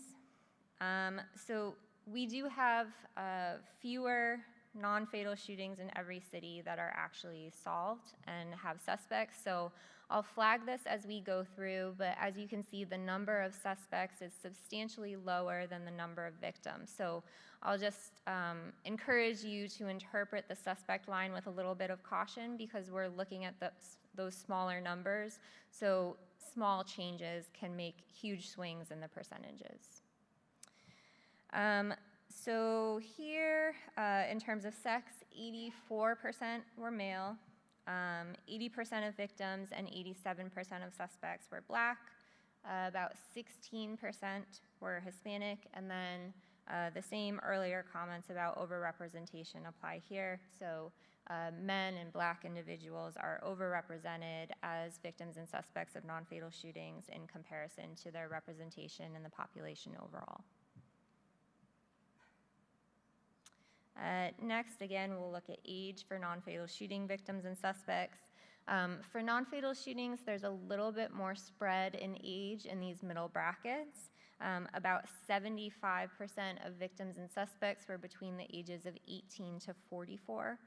The average age was, again, 30 for victims and suspects of non-fatal shootings.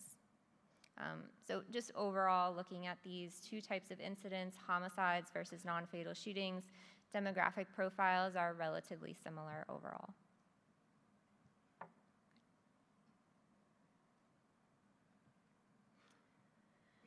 Okay, so next we'll look at the criminal histories of victims and suspects who are involved in these incidents. And I'll start with a data note, and hopefully I don't lose you or bore you on this, but it's important. So because of statewide issues related to access and to criminal histories, we had to access criminal history data publicly. Just as a point of clarification, usually we have rap sheets actually printed. So we were accessing open public data. There's just a couple of limitations that I want to mention based on that open data. First, we were looking at all prior arrests according to North Carolina Judicial Branch data. This is just by design going to be a slight undercount. So if arrests were expunged, they would not be present on this website. We also wouldn't have access to juvenile arrests. So the estimates that we're giving you are conservative. They're, again, likely to be a slight undercount. In the same way, we also accessed supervision data, incarceration data through the North Carolina Department of Adult Correction. Again, it'll be a slightly conservative estimate. We wouldn't have juvenile data according to this website. So just take these data points with a little bit of caution. Hopefully I didn't lose you, but again, just important to mention. Okay, so again, starting with homicide victims and suspects. This is presenting information about their criminal justice system contact. So about 65% of victims and 69% of suspects were known to the criminal justice system before their involvement in the homicide, meaning that they had at least one arrest before their involvement in the incident. Of those, for most people, it wasn't just a one-off arrest. They were heavily criminal justice system involved. So 49% had previous incarceration, 57% had been convicted of a felony, 68% had prior probation, and 31% had prior parole. 15% were on active probation, and only 3% were on active parole at the time of the incident. Overall, victims and suspects had an average of 12 prior arrests before their involvement in the homicide, with about 5 of those involving felony charges. And this slide is just digging into the types of offenses that these individuals can be involved in.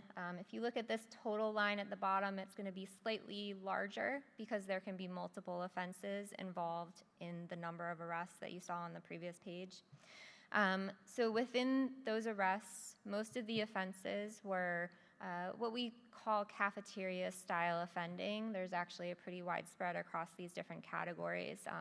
So a range of different offenses were committed, but most commonly these offenders were engaged in more property offenses and disorder offenses, followed by drug offenses and unarmed violent offenses.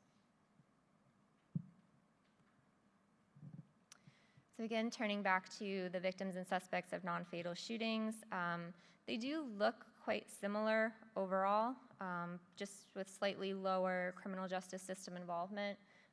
Again, I'll caution you on that suspect category because the sample drops even lower since we're excluding juveniles here.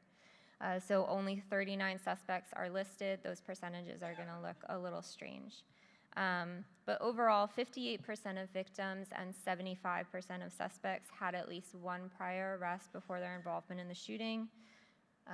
Of those, 34% had prior incarceration, 49% had prior felony convictions, 65% had prior probation, and 20% had prior parole. 14% were on active probation, only 1% were on active parole. On average for shootings, the victims and suspects had 10 prior arrests before their involvement in the shooting, with about 4 of those involving felony charges. And again, just looking at the types of offenses, this looks pretty similar to homicide. Victims and suspects showed predominantly the same patterns. Most of these individuals were involved in property and disorder offenses, followed by drug and unarmed violent offenses. So let me just, hopefully you guys can hear me, I'm pretty loud. So let's just stop here for a sec. There's more slides to go through as we get into the specifics of the incidents and gang group affiliation, all that. But I want to stop here in the sense that, so basically in summary, what we're seeing so far is, again, looking at the demographic who is at very highest risk of being involved in a shooting and or homicide in Durham, is that we're seeing that there is, this significantly impacts African American male adults who are known to the criminal justice system. So as you saw in the prior slides, African American males are overrepresented in comparison to the population. These are most of the, I mean, you all probably know this. Again, I'm just trying to summarize the information that was provided. African American males are overrepresented in comparison to the population. Those are folks who are getting shot and killed in the city. Again, most of the individuals also who are getting shot and killed in the city are adult males. So this does not mean, let me be clear, that people who are under the age of 18 aren't getting killed. It doesn't mean that people over the age of 44, as we saw in the shooting category, aren't getting shot. That is happening. And what we're seeing is that the vast majority, that the average age is 30. So again, as we kind of walk through the rest of these slides and as information is presented this afternoon and tomorrow as we think about effective interventions, if the average age is 30, then we need to think about interventions that are going to be appropriate for someone who is in their mid-20s to 30 years old, who is highly known to the criminal justice system. As Lisa mentioned, a significant number have been convicted of felonies. So again, just think about this information as we kind of put it together. Older African American male, very well known to the criminal justice system and convicted of a felony. And she'll go through the rest in terms of like the circumstances and then gang and group affiliation. But so far I want to just kind of wrap that up because it is a lot of data, a lot of numbers. But I want to wrap that up of like, this is what we're looking at specifically in Durham.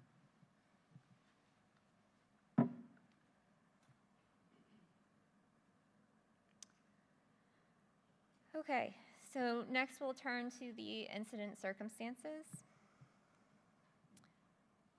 In terms of location, the homicides and shootings that we looked at during this time period were pretty widely spread throughout the city. However, when we do kernel density estimation, you can see that there are clusters, concentrations in a few key areas of the city. I will come back to this map in several more slides. There's a lot to go. When we talk more about active groups and gangs and criminal networks in the area. But these are the key areas of concentration within the city. So for incident circumstances, first I'm going to start by reviewing homicides. For this review, we did collect information on all types of homicide, gun and non-gun, but as you can see, the vast majority, so 90% of homicides, criminal homicides that occurred within the city were gun homicides. And apologies for the formatting. I think when we sent it back and forth, everything got messed up.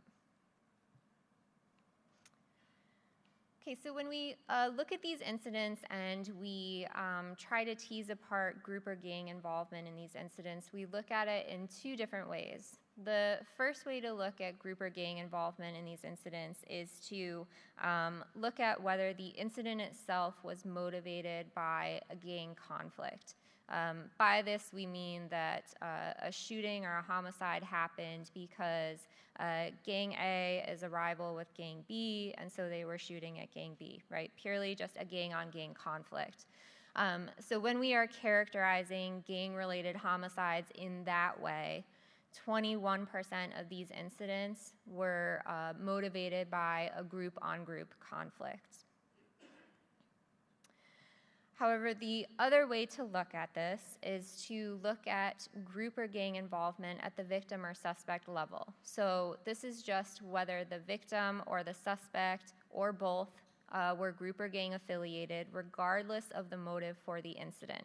So maybe it's a drug-related dispute. That's at the center of this homicide, but it's still between gang members, or one person involved was a gang member. And this is really representing the risk of the people who are involved in these incidents. So when we look at whether the victim, suspect, or both were group or gang involved, across all homicides, at least 52% of these incidents involved a group or gang member. You can see that another 26% involved unknown group or gang members. That's frequently because the suspect in this incident might not be known, so we can't say for sure that the shooter was or wasn't group or gang involved. So at least 52%, potentially more, were group or gang affiliated. And then if we just look at this at the individual level, looking at victims versus suspects, we see that at least 34% of victims were group or gang affiliated, and at least 56% of homicide suspects were group or gang affiliated.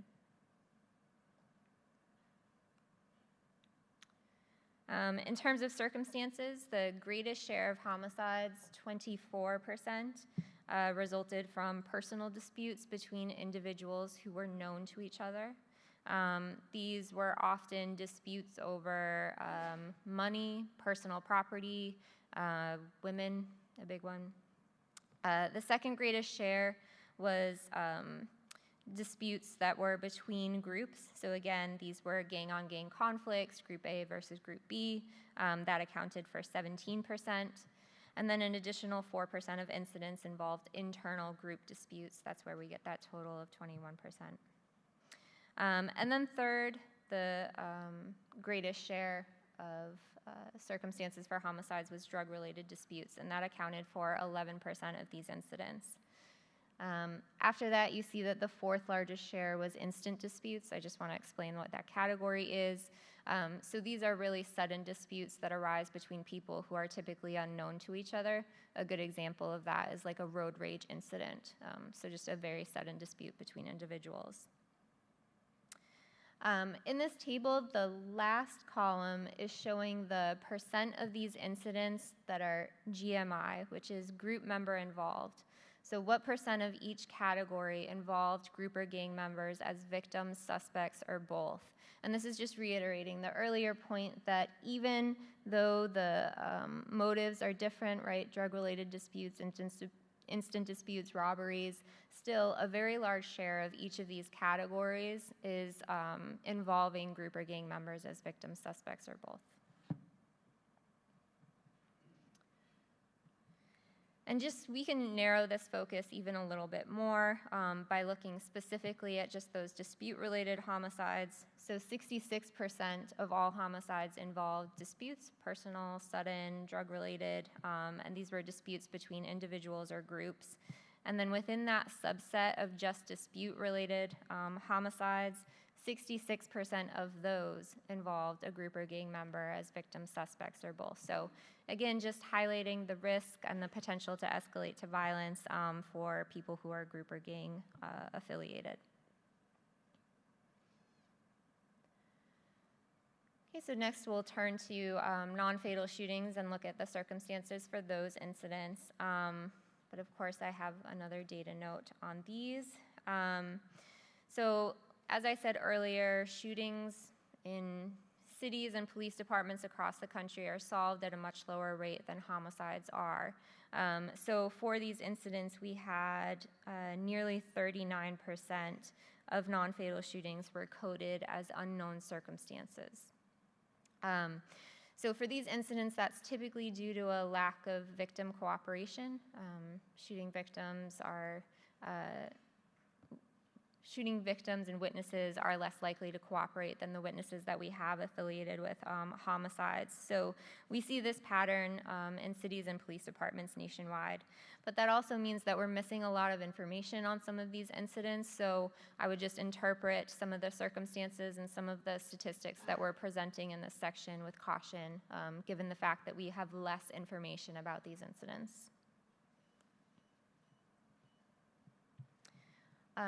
So first, we'll look at group and gang involvement, again, starting in the first way, where the motive for the incident is a gang-on-gang conflict.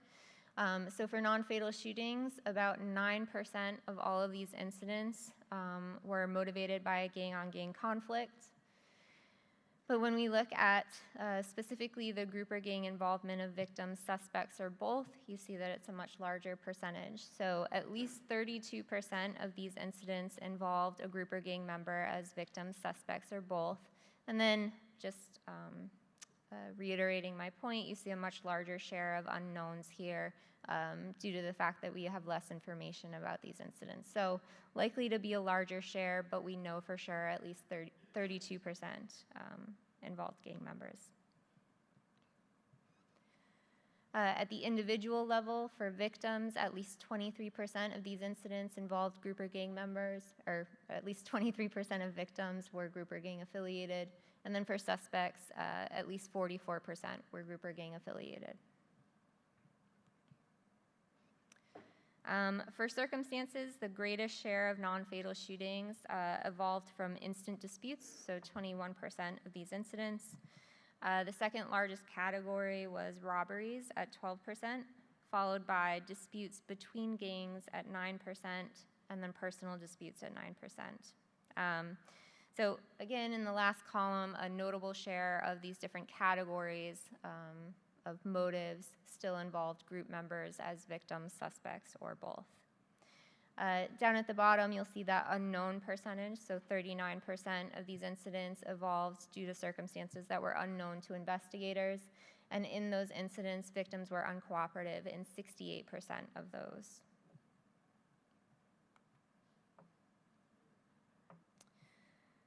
Okay, so just recapping some of the broad themes of all of the data that I've just covered. First, again, victims and suspects were overwhelmingly young Black males.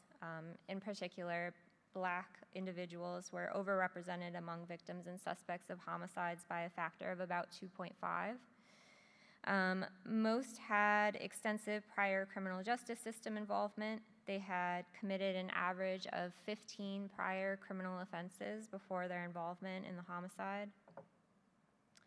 And even though only 21% of homicides were classified as gang-on-gang conflicts, gang members were involved in a much larger share of these incidents. So at least 52% of homicides, potentially up to 78% when we account for unknowns, involved gang members as victims, suspects, or both.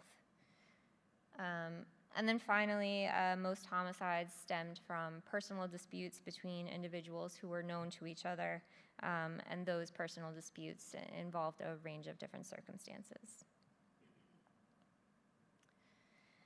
For non-fatal shootings, these incidents largely mirrored what we saw with homicides. So victims and suspects were predominantly younger Black males. Black individuals were overrepresented by a factor of about 2.4. Most had prior criminal justice system involvement, and they were involved in an average of 12 prior criminal offenses before their involvement in the shooting. Gang involvement was, again, prevalent in a really meaningful share of these cases, but it wasn't the primary driver that was known to drive most of these shootings. Most shootings evolved from instant disputes and robberies, though group-related disputes did account for 9% of these incidents. Still, I'll just remind folks that we had a much larger share of unknowns when we looked at non-fatal shootings, so this is probably not the full story behind these incidents either.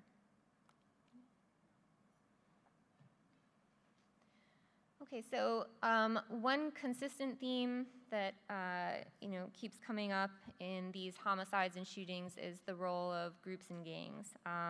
So regardless of motive, group and gang associated individuals were involved in a really large share of both homicides and shootings.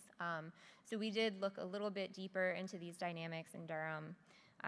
We met with Durham Police Department personnel to talk more about gang dynamics in the city, talk through relationships, areas where they're most active, and we'll just briefly present some of that information here. So when we met with Durham PD personnel, we talked through several different gangs in the city. We asked them to talk about who are the gangs who are currently active in violence or have been active in violence within this time period that we looked at, this 2021 through 2025 time period. And then they also provided us with information about their relationships with each other and their locations. So this is a sociogram of identified groups. Relationships are obviously very dynamic, so this was historically some of the most consistent relationships that Durham PD shared with us. If you look at this diagram, you can see over here on the right side that Sureños, Latin Kings, MS-13 are present. However, they don't routinely conflict. They're not especially active in violence in the city. When a conflict comes up, it tends to be more transactional, more business-related. So they stay a little bit quieter. And then in the middle, you can see more of the relationships between the core gangs in Durham. Some of these relationships, you have other cliques and neighborhood groups within them. So 9 Trey Bloods does involve a few different neighborhood groups. These are some of the more recent ones. Same with 8 Trey Crips. But overall, these are the key relationships that were outlined. We also looked across all of the incidents that we reviewed, so homicides and non-fatal shootings during this time period. What was the group involvement in these incidents? For this chart, this lays out which groups were involved as victims, suspects, or both over this time period. There are 2 categories here, just Blood and Crip, where investigators didn't know the specific set of those individuals. So this chart gets a little messy, and we aggregated these categories so that you could see the representation a little bit more. Unsurprisingly, I'm sure to most folks in this room who know the city, Bloods and Crips were involved in the greatest share of violence by far when compared to other groups in that original sociogram.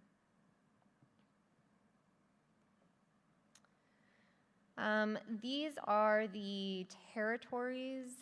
I use that term loosely. They're more just areas where these groups and gangs are active. But some of the key areas, this is the citywide map.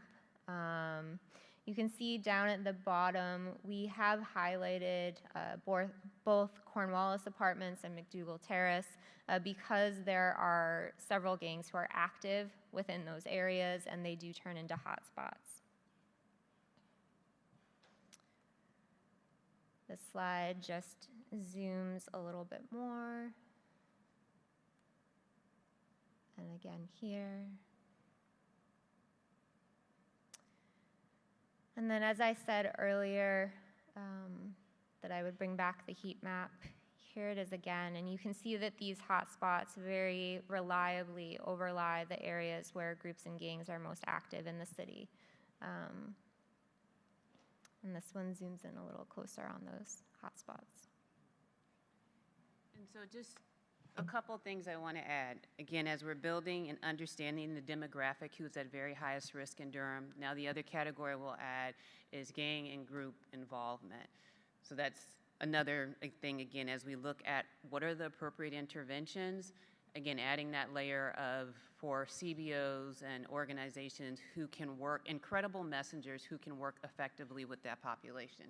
The other thing with these heat maps is, I'm not sure if it's today or tomorrow, but we'll be talking about place-based strategies, so strategies that are specific to certain neighborhoods or geographic areas.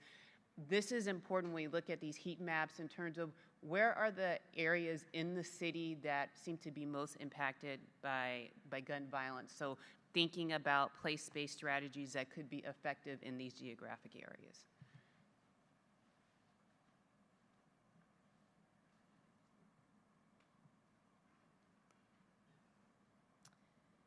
Okay, so just to summarize this section, the information on groups and gangs, when we talked to Durham PD, they identified 10 different gangs that were active in violence during the time period that we were looking at. The 10 groups do include multiple different subsets and neighborhood cliques, so I'm talking at a broader level. But the estimated membership size for all of these groups was 430 to 685 individuals, which is 0.2% of Durham's population. Of the 10 groups, Blood and Crip sets were involved in the greatest share of violence, so they were involved in 33% of all homicides and shootings. And when we look at just the homicides and shootings that involved group or gang members, they were involved in 73% of those homicides and shootings. So I'll just briefly discuss the findings overall, just at a broad level. So trend-wise, Durham experienced a pretty substantial increase in serious violence during the study period of 21 to 25. Though, as we saw, it did come back to really a baseline normal in about 2024, 2025. Overall, across these incidents, serious violence was concentrated among a relatively small proportion of young adult men with serious criminal histories. So again, about 67% of homicide victims and suspects and 61% of non-fatal shooting victims and suspects had prior criminal justice system involvement. On average, these individuals had been arrested nearly 11 times for 13 different criminal offenses before their involvement in the homicide or shooting. So, of course, this does suggest that there are multiple opportunities for intervention before these incidents occur. The circumstances of these incidents do show that most violence is driven by ongoing conflicts and disputes, as well as retaliatory violence. Gang dynamics were present in a lot of these incidents as well, but most homicides seem to emerge from interpersonal disputes, other types of disputes like drug-related disputes, rather than incidents that were motivated just primarily by a gang conflict. So that also indicates that intelligence-driven focused strategies can make a difference given those circumstances as well. And I'll just conclude by saying that first, there are a lot of numbers in here, but I think as you all know in the room, behind every number is a person, is a family that is going to be significantly impacted or has been significantly impacted for generations to come. So I don't want that to be lost on these numbers. At the same time, I'm hoping that that can fuel our conversations for later this afternoon and for tomorrow and the next day, of using that energy and using that focus at what we're talking about here, and I think what we're hoping to accomplish in partnership. It's about reducing gun violence in the near term. So I'm intentionally using the word intervention. So there is prevention, which is the long game. We need to have that. Folks need to continue to do that work. That also has to be tightened up. So that's prevention. What we're talking about here is the intervention, meaning how do we get reductions in the near term with folks who are at the very highest risk of gun violence right now. And so that's why having an idea or an understanding of that demographic of who is at very highest risk right now is going to be important as you all think about strategies that might be appropriate and interventions that might be appropriate in the city of Durham. And then I'd say lastly, we think about community transformation. So there will be a discussion, as I mentioned, on place-based initiatives. I think it came up a little bit earlier this morning of how do we begin to transform communities that have been impacted by gun violence, by poverty for decades.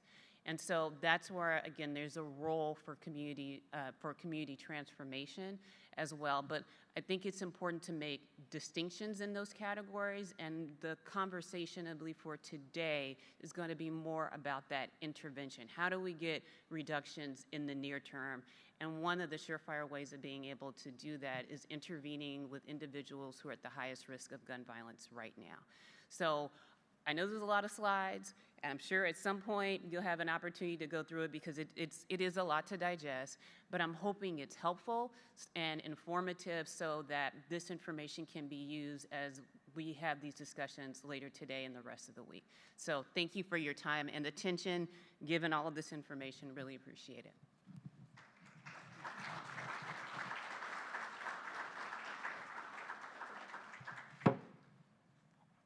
All right, we have some time for questions. So again, if you have a question or comment, please raise your hand and someone will bring a mic to you.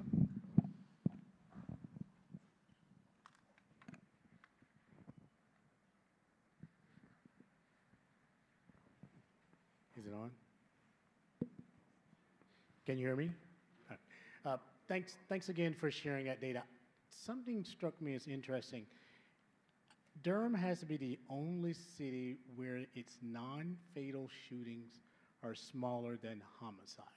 And so that struck me as odd. Normally, the ratio is about 3 to 1. And so am I understanding clearly that we had more homicides than non-fatal shootings in Durham? No. So we actually looked at different time periods for those different incidents. The reason there were 197 homicides is because that was from 2021 through 2025. For non-fatal shootings, we had 102 non-fatal shootings. That was just for 2025, okay. 1 year. And the reason we only looked at 1 year was because? Resources. Important thing. And the reason I ask is that distinguishing between fatal and non-fatal is really not that important in terms of demographics because the issue of poor shooting, better trauma kind of interventions. And so I do want to make sure folks understand that sometimes fatal versus non-fatal is not as important because it's not because of the incident. But for example, we didn't talk about types of weapons today. And so it would be good to understand, is there something unique in Durham in terms of types of weapons that we're having to deal with and from an intervention standpoint? And then the last thing I will say is that also removing things like domestic violence, I think we started off the conversation, our interventions won't look at domestic violence. I think it was like 15 in one of those numbers. So as we're thinking about how we disaggregate numbers with respect to where you want us to focus our interventions, I think that will be important. And then the last thing I wanted to know is that for the non-fatal shootings, was there anything unique with respect to this issue around growing numbers of young women involved in violence? I know the numbers are still low, but from a trends perspective, did you see anything along those lines? Thank you. I'm probably going to forget half of your questions, and I apologize. Um, we do look at homicides and non-fatal shootings because we just don't believe you can get a full picture of gun violence without also considering gunshot wound victims who were not killed, right? So we try to look at both of those different incidents, especially because there is the possibility that non-fatal shootings differ substantially from homicides. It's a small subset of cities, but in some cities we do find, for instance, more mental illness or drug involvement in homicides. So then those incidents will look substantially different from non-fatal shootings. Not the case here. The majority of homicides, 90%, were gun homicides, and circumstances and demographics pretty well mirrored each other. So that wasn't a pattern that we saw in Durham. Still, we think it's important to look at both and tease that apart in different cities. I have already forgotten the other questions. Females, the role, I'm sorry. Yeah. So the only other important question, understanding the role of females involved in issues of violence in Durham, are there any trends that were surprising to you? Not surprising. You do see a slightly larger number of females typically involved in non-fatal shootings, and that is usually because non-fatal shootings are more likely to involve bystanders or more victims, multiple victims, in which case we see more women pulled into that dynamic, even if they're not the actual target of the shooting. So we do see that number rise a little bit, not significantly though.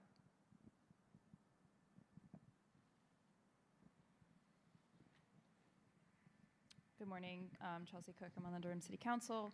I just have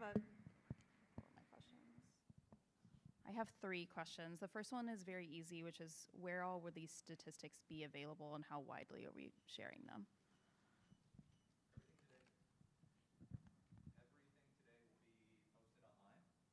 And made publicly available, all the slides. That's, I think, an answer to number 1. Okay, thank you. And so I actually want to follow up on this gentleman in front of me asking about distilling out the community violence, this idea that we talked about at the beginning versus the domestic violence and other things. So we saw from our first quarter crime report that 30% of our aggregated assaults this year in Durham were domestic violence in nature. And then there were several of our homicides were as well. So I would like maybe a follow-up on how we are distilling that information out, or whether or not that's maybe important for the goal of this short-term intervention as opposed to the prevention.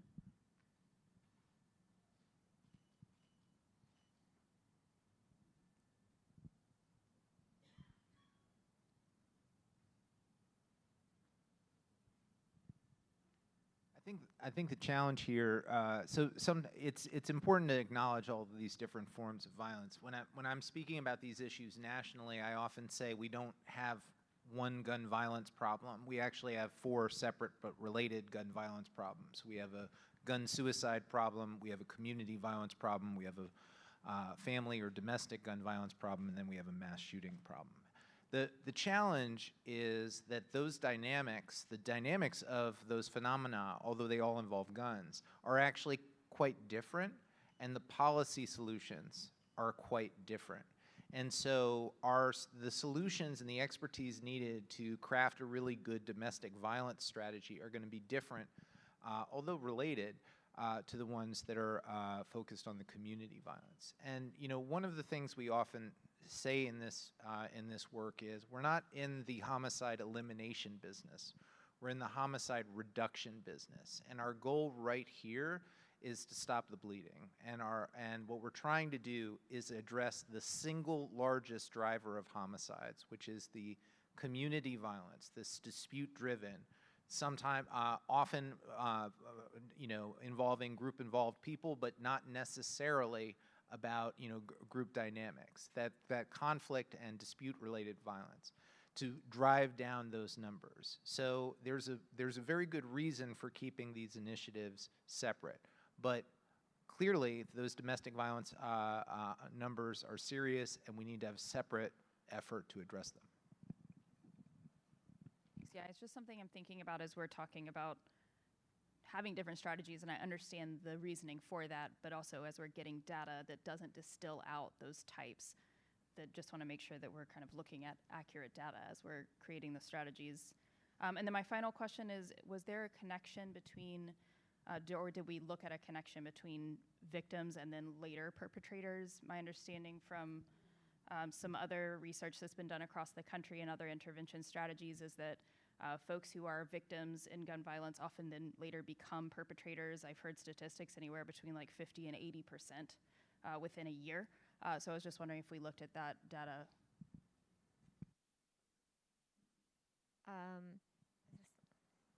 Is this projecting? Okay.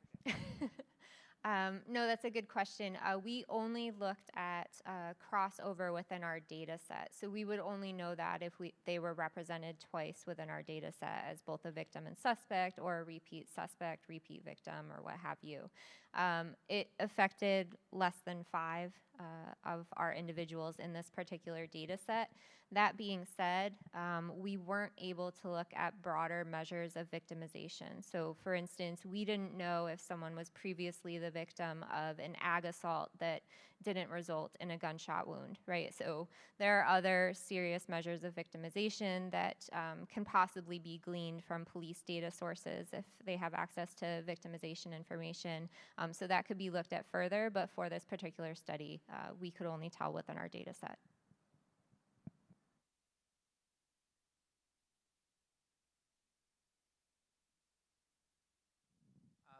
But just to your point, while it's not showing up in this specific data, there is a ton of research about that, and we know that from decades of practice.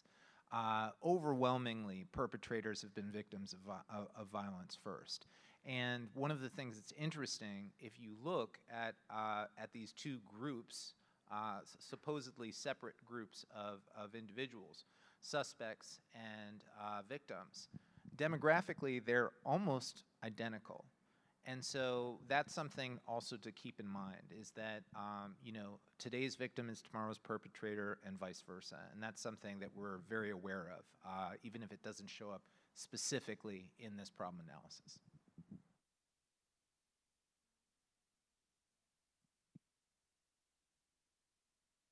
I think just to echo Thomas's point that traditionally you do see a lot of overlap between the victims and suspects, but I would just encourage you all, as you think about strategies, again, that are going to be appropriate for Durham, and I've talked to some of the city officials about this, of figuring out a way to be able to capture the information from the shootings and homicides on a consistent basis. Because what we've seen in other cities that we work in, again, to Lisa's point, that there could have been a fight at the courthouse and then that leads to a shooting, right? There could have been somebody got jumped someplace or somebody's chain got snatched and then that leads to a shooting. So there's been this other victimization, but in this problem analysis, we're not necessarily capturing it, but that's why I think it's really important to be able to stay on top of shootings as they're occurring in a pretty real-time basis so that you can see these themes and also see who is at very highest risk and also get ahead of potential shootings when significant incidents jump off, whether it be in the city of Durham or also in surrounding communities. So.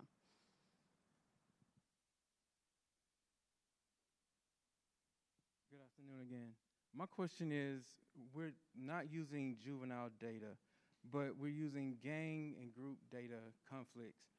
Most gang members, when I say most, I include myself because I was a gang member when I was younger. I decided to do it when I was 12 years old and get my first gun right after my birthday. So why aren't we using young people's numbers included in this number? Because they didn't decide to become gang members at 18 years old. So why aren't we using their aggregated data before that? Because we're talking about someone with 15, 16 incidents as an adult. Why aren't we using the ones they had as a juvenile and we could have intervened at that point? Why do we wait to bring them into the intervention when they're adults now with 15 different charges when they had 7 or 8 or 9 when they were juveniles? Why do we need to wait that long, and why do we wait that long? And I understand the HIPAA data and HIPAA laws, but if we do not use name and data and certain people only see certain things, why isn't that data used? Because if we wait to reach them into adulthood, then what is the point of getting to them when they already had a prior 10 incidents beforehand?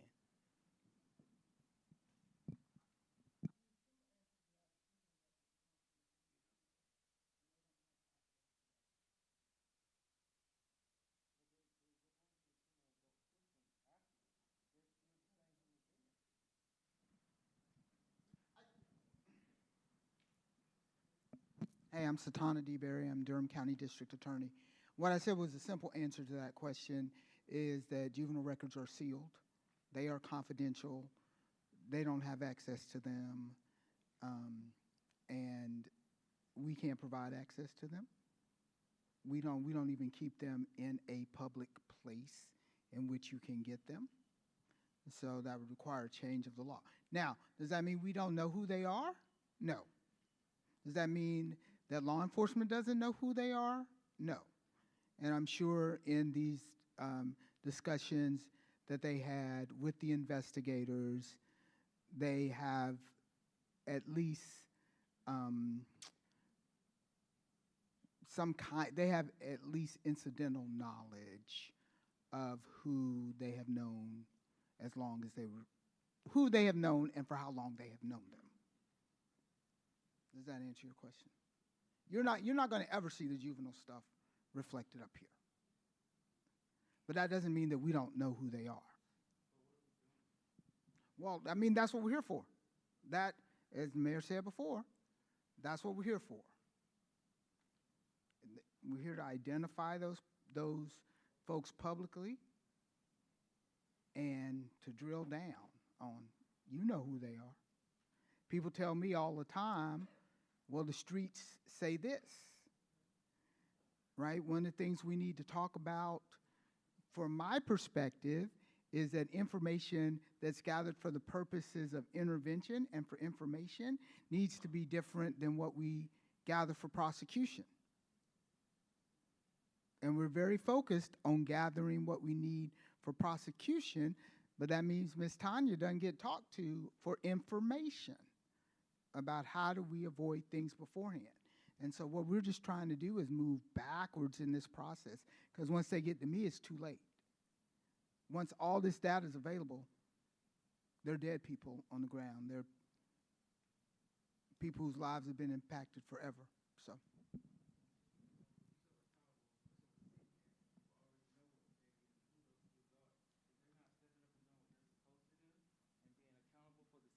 And doing the work that they're supposed to do in the community, then they need to be held accountable and things need to change with those who are sitting there knowing who these people are. It's time to hold some folks accountable. And that's what we're going to do.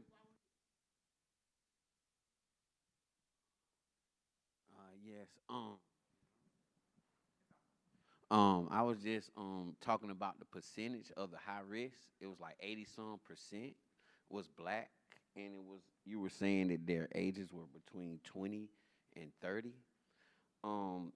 So the high risk basically is the black male, is what we're talking about here. It's no group, it's no this. We're talking about the black male. Because I didn't see any other ethnicities up there, basically with a high percentage other than the black male. So the target here is the black male from 20 to 30 years old, is what y'all are targeting. Basically, right? So if they're gangbangers and stuff, and you know all the hot spots and the high-risk areas, why aren't y'all keying in on these areas and trying to get them some help and instead of trying to take them out? Give them opportunity, something, jobs or trades, or try to get them to veer away from the gang banging, the shooting, and the drug selling, and try to get them something, because we're building new buildings downtown every day, but we're not building anything in the community. But we got building every week, new building, new house, new building, new neighborhood, new this.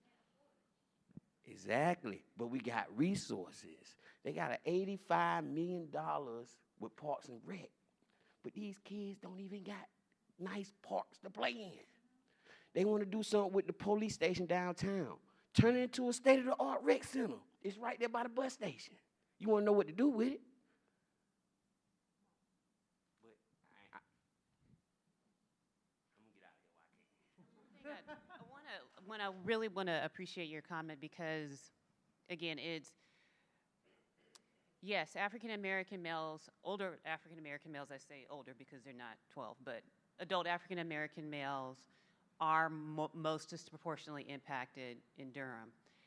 At the same time, and this is why I go back to using the problem analysis as your foundation to understand the demographic who's at highest risk. It is not every black male in the city of Durham. I'm saying this, because, again, just work, I know you're not saying that. I'm just want to put it out there on the record. It is not every black male in the city of Durham, but this is where we go back to how do we focus the resources that you all do have. So it's not focusing on every black male, and I kind of take this personally because I live in a neighborhood in Oakland, California, where it's like, oh, that zip code, it's every black person. It's not every black person. It is a small percentage, as she indicated, in the analysis. But it's understanding that demographic. It is, again, the older African-American male with significant criminal history involvement. So this is not licensed to be able to stop or unnecessarily engage with an African-American male who's 23 years old who lives in the city of Durham. That's not what we're talking about. We're talking about folks who are known to the criminal justice system, convicted of felonies, at least 15 prior contacts. That we want to narrow it down. So I'm not disagreeing with you. I just want to put, I don't know because I don't know you. Okay. Yeah. Okay. Oh no, absolutely. Yeah, absolutely. Right. No, and that's where, so the thing with the problem analysis is understanding who's at very highest risk so that you all as a community can decide what are the appropriate interventions. There was something, and I think it was Rashana's report in the listening sessions where community members were saying, we need something to the effect of intervening or reaching out to folks who are at the highest risk. I want to lift up that theme because that's what we're talking about. First, we need to understand who that is in the city of Durham, but then the discussions that you all will have, and as the mayor said, the work that you all are going to do is going back to your point. How do we intervene now that we know what that demographic looks like in Durham, what are appropriate interventions so that we can intervene with those individuals so that they can make positive decisions, so they can change the trajectory of their lives? That's the discussion for today. But we got to start with who is that so we're not having these big, broad conversations. Right. And that's specifically why we have community voices at this table. If you look around, some may not be here right now, but they will be here through today, through Friday. We have, at this table, we have some community we have community voices that are represented because of just what you're saying. Those are the ones we need to rely on. A lot of them do have the juice, so they know who has the juice. And so we chose those individuals that are here representing different community residents because they are the ones that have been with us through these last 6 to 9 months that have been working. We know that they have some juice in their community, even down to Miss Kelly. I don't think I've ever met Miss Kelly, but I know that Miss Kelly is going to be somebody that I'm going to work with. I've met you one time before, and I know you're going to be, you're going to be somebody we're going to reach out to. So again, we couldn't have everybody at the table, like I said earlier, but because we know you know who has the juice, Miss Kelly knows who has the juice, Miss Graves at the table knows who has the juice, we're going to rely on you all to help us identify those individuals. And again, because it doesn't mean today is just the beginning. Today just the beginning. Right, not yet, yet. I have your card. I do have your card. And the word is yet. So there's still work to be done. Still work to be done. Sorry, I got one more. To piggyback a bit on the data that Councilmember Cook was talking about and keeping things in a Durham-specific context, I'm curious about if and if not, why data on housing insecurity hasn't been considered as an aspect of community violence and something that we are looking for in our solution building. When we look at that heat map, one thing that I notice is especially along the Alston corridor where we have a significant community of unhoused individuals, that it doesn't seem like that data is being looked at specifically. And another instance that comes to mind is like when you read an article like another person killed on the American Tobacco Trail, and then you actually go from the macro and zoom in on that, and it's really one community right there at that Fayetteville street intersection by the Food Lion. And so I just wonder if housing insecurity is playing a part in this data collection.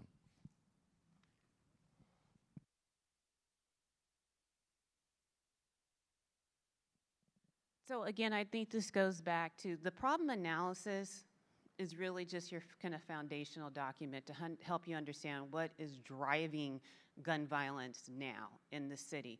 One of the things, though, that I have found, though, once cities decide on whatever strategies they're going to employ and you actually start working with folks who are at highest risk to help them make positive changes in their lives, in a lot of cities, housing insecurity does come up. So I would suspect that it's going to come up a little bit later as the city and county make a decision on the strategy, that once folks start working with very highest risk individuals and their clients and helping them develop life plans, et cetera, that I suspect that it's going to come up, and I would just encourage the city and the county to collect that data from folks that we're intervening with, because I'm pretty sure it's going to come up. So I don't think we're not ignoring it. I just think it's going to show up a little bit later as we work with individuals. All right, I appreciate everyone for participating in that conversation, for the great questions. We are going to move on to the last session this morning. So we have taken time so far today to center the voices of Durham residents who engaged in listening sessions.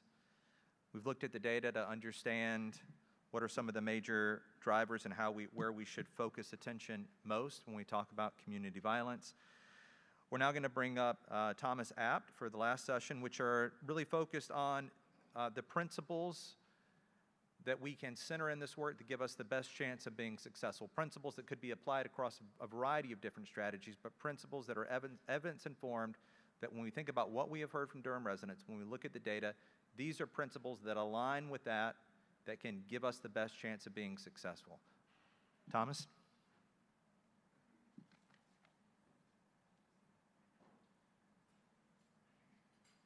Thanks, Ryan.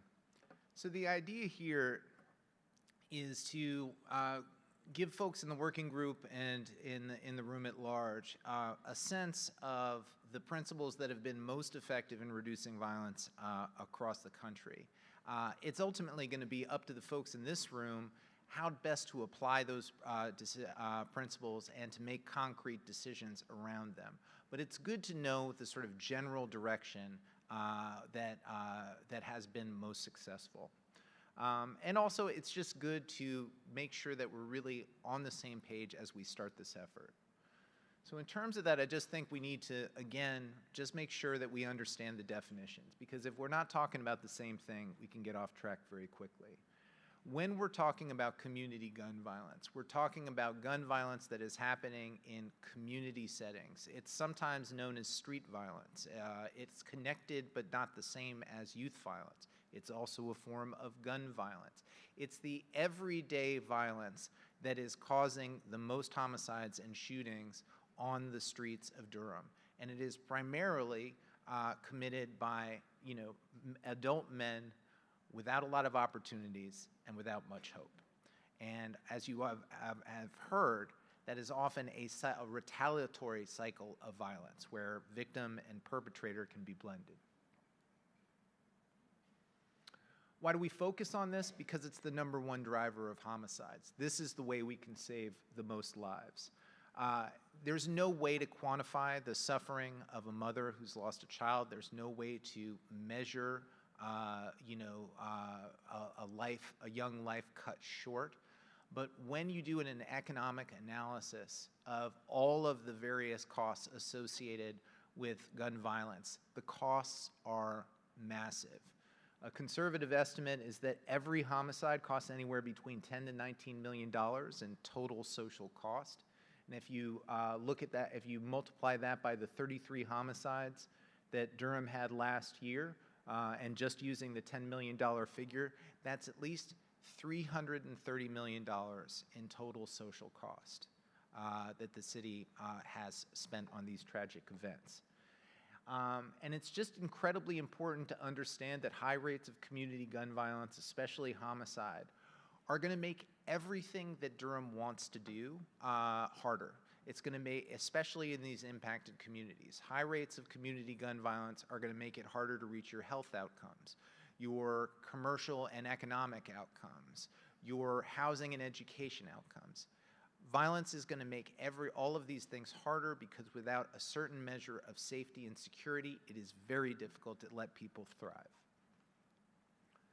So that is the problem. How do we define, we need to define both the problem and the solution. And what we need is a concrete definition. It needs to be SMART, specific, measurable, actionable, relevant, and time-bound.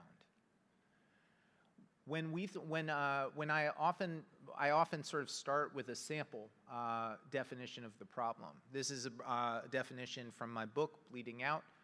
You don't have to use this specific definition. You may define the problem separately, but it's one that that some cities have used.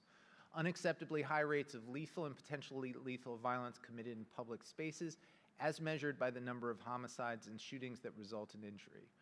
Why are we focused on violence? I've just described that. Why in public? Because we're talking about community violence, not these other forms of violence. Why lethal and potentially lethal violence? We're trying to distinguish and concretize this. We're not talking about structural violence. We're not talking about sort of violent imagery or anything like that. We're talking about serious physical violence. And why homicides and shootings with injury? Because you want to quantify this in something that is absolutely measurable. Here, when I say shootings with injury, that is a term that is used in a number of jurisdictions because it distinguishes between a bullet that actually went into a body and just a random discharge, which is very hard to measure and very noisy. But the idea is you want to hold yourself accountable by having very concrete measurements. Once you have general agreement on the problem, you can turn to the solution. And at this early stage, the details are not necessary, but what you need to agree on is a path that is evidence and community informed. What do I mean by this? Evidence-informed means drawing on the best evidence and data that is currently available. It also means that key decisions should be determined not by politics, but instead by what empirical information shows will save the most lives. So what am I talking about here? What am I saying when I use the word evidence? And what's the difference between being evidence-informed, which I'm talking about here, and being evidence-based, which you hear a lot in the broader conversation? Well, being evidence, there's lots of different definitions of evidence. You have the dictionary definition here, you have the legal definition with law.com, but what we're looking for here is something like the third definition, information generated through systematic data collection, research, or program evaluation that is using accepted scientific methods that are documented and replicable. You want something reliable. And that's, we're talking about making decisions that are matters of life and death, so we want some information that is reliable. The benefits of using evidence in this way: accountability. Evidence provides a way to measure success and failure. There's objectivity. It minimizes bias and provides a neutral reference point. Accuracy. It's often more effective than other methods at explaining past events and predicting future outcomes. And certainty. Because it's transparent, you know how the information was gathered, and it involves transparent rules and repeated procedures. That said, I want to distinguish between evidence-informed and evidence-based. When we say evidence-based, we often assume that the evidence is strong on every question, which it certainly is not. And we don't want to create a false sense of certainty that there's a scientific answer to every single question in this. The second thing is that when you're focused on what the evidence says today, you're not thinking about what the evidence might say tomorrow. You're not thinking about innovation and creativity, and there needs to be room for that. And then the last thing is, evidence ain't the only thing that matters. There's morality, there's all of these other things. And so we think that the better way to approach this is to say we want solutions that are informed by the evidence, not based on the evidence. And that gets the benefits of an evidence-based approach without its limitations. And it's a more nuanced understanding of the role in evidence policymaking. So what I'm going to ask the working group to do is to be informed by the evidence, not based by the evidence. Now, what do I mean by being community informed? In this context, community informed means that the effort will give voice to those most impacted by community violence by listening and inviting participation throughout the policy making and implementation process. Now, we're already off to a strong start here, as you heard from the earlier presentations. There's been a lot of care taken from the beginning to involve community in this process. But what does community mean here, and what's the difference between being community informed, which I would recommend that we do here, and being community based? Community in this context means those who are most impacted by community gun violence, meaning residents coming from those areas, and it includes both victims and perpetrators. But who represents that community? Is there one community or many, and does the community speak with one voice? I think it's important to understand that not everybody feels the same way. Like any other community, these communities are complex, and they have differing viewpoints. And so not just one person can speak for the community. The benefits of involving the community in policymaking are numerous. First of all, legitimacy. If credible community leaders and members participate, the effort's going to be more likely to be seen as fair and legitimate. If it's seen as fair and legitimate, the effort's more likely to be sustained over time. And this is my favorite and I think the most important. If community members participate, policymakers will gain more accurate information, leading to more effective strategies. My point here is that involving community members is not some politically correct kumbaya thing that you do just to check a box so that it sounds like you're doing the good thing. It's actually important that you get things right. The community will help you get things right, and your strategies will be better and sharper if you listen to them and they're involved in the participation. So I just want to sort of push back on the notion that like we're doing somebody some favor by involving them. No, community needs to be here because they're going to make the strategy better.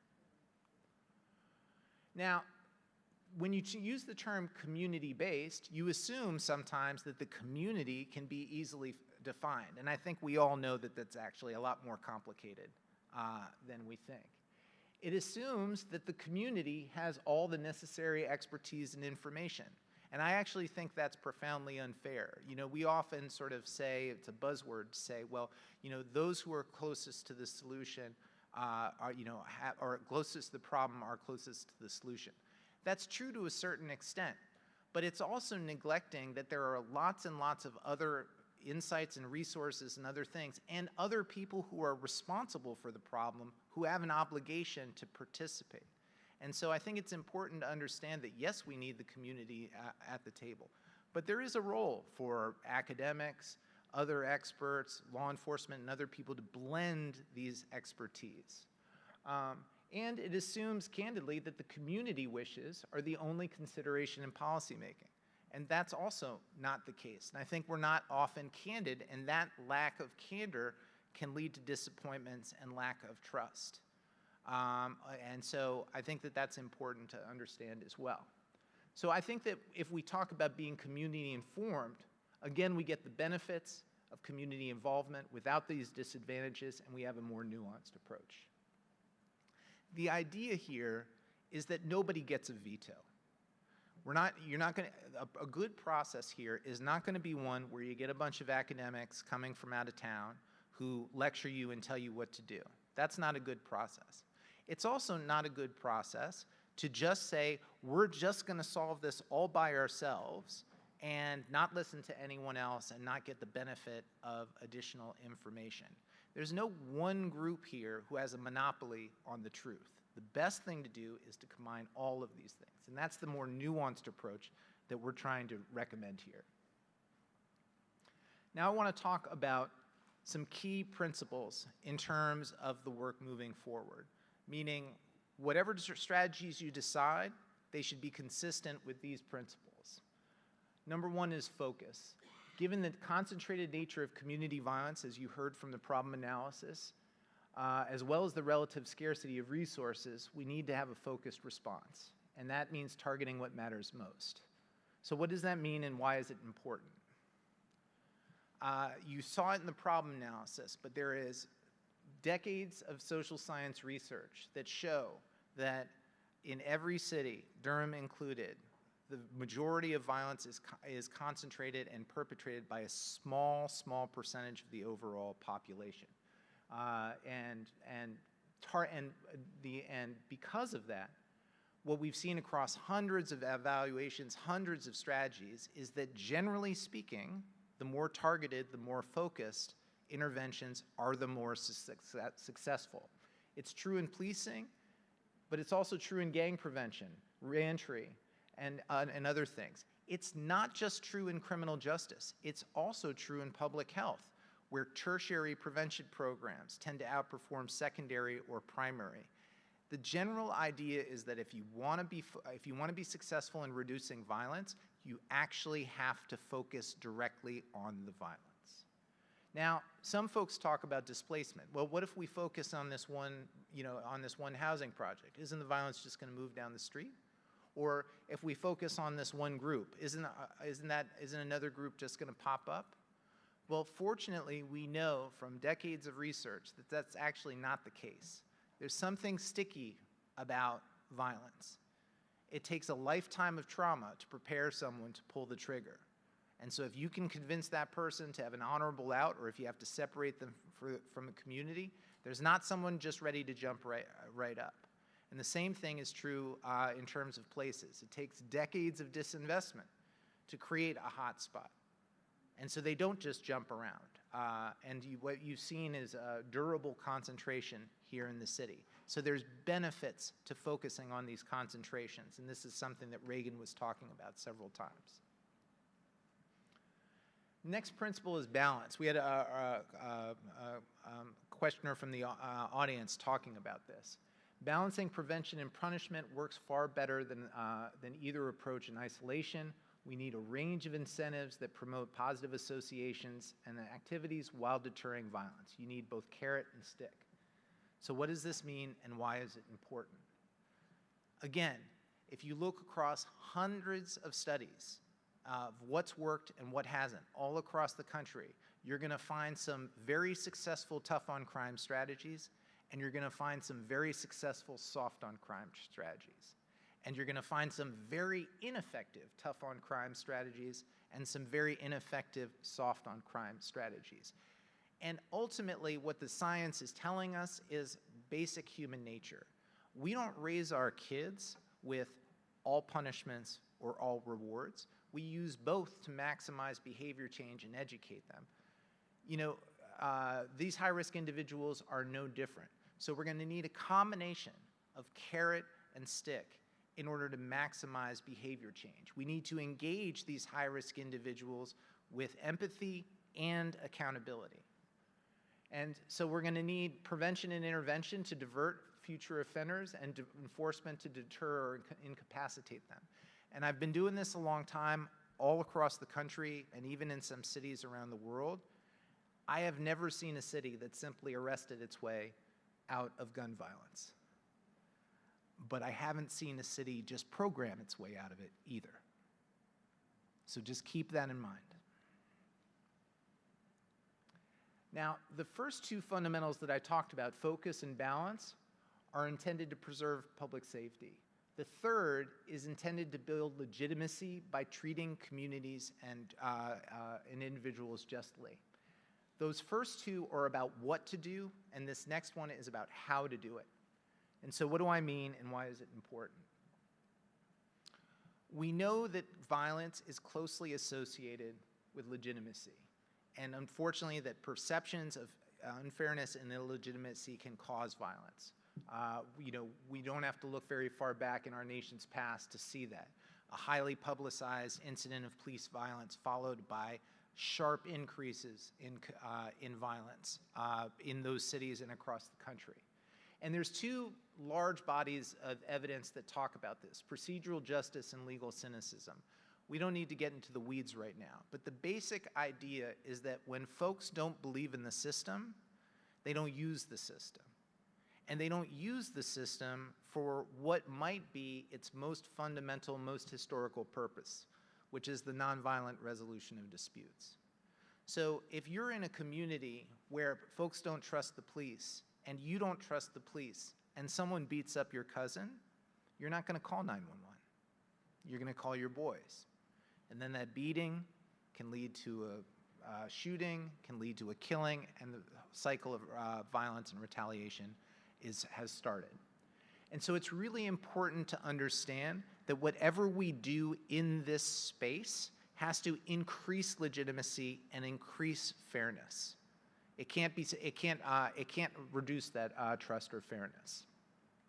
It also, just more broadly, in terms of the public safety conversation we're having in Durham and around the country, we have to reject this false choice that it's all about social justice or it's all about crime and violence reduction. We can and need to have both at the same time. And we can and should be focusing on both at the same time. Procedural fairness, and this is something that we'll talk about during our working sessions, has helped police officials rebuild trust. It's also worked for courts.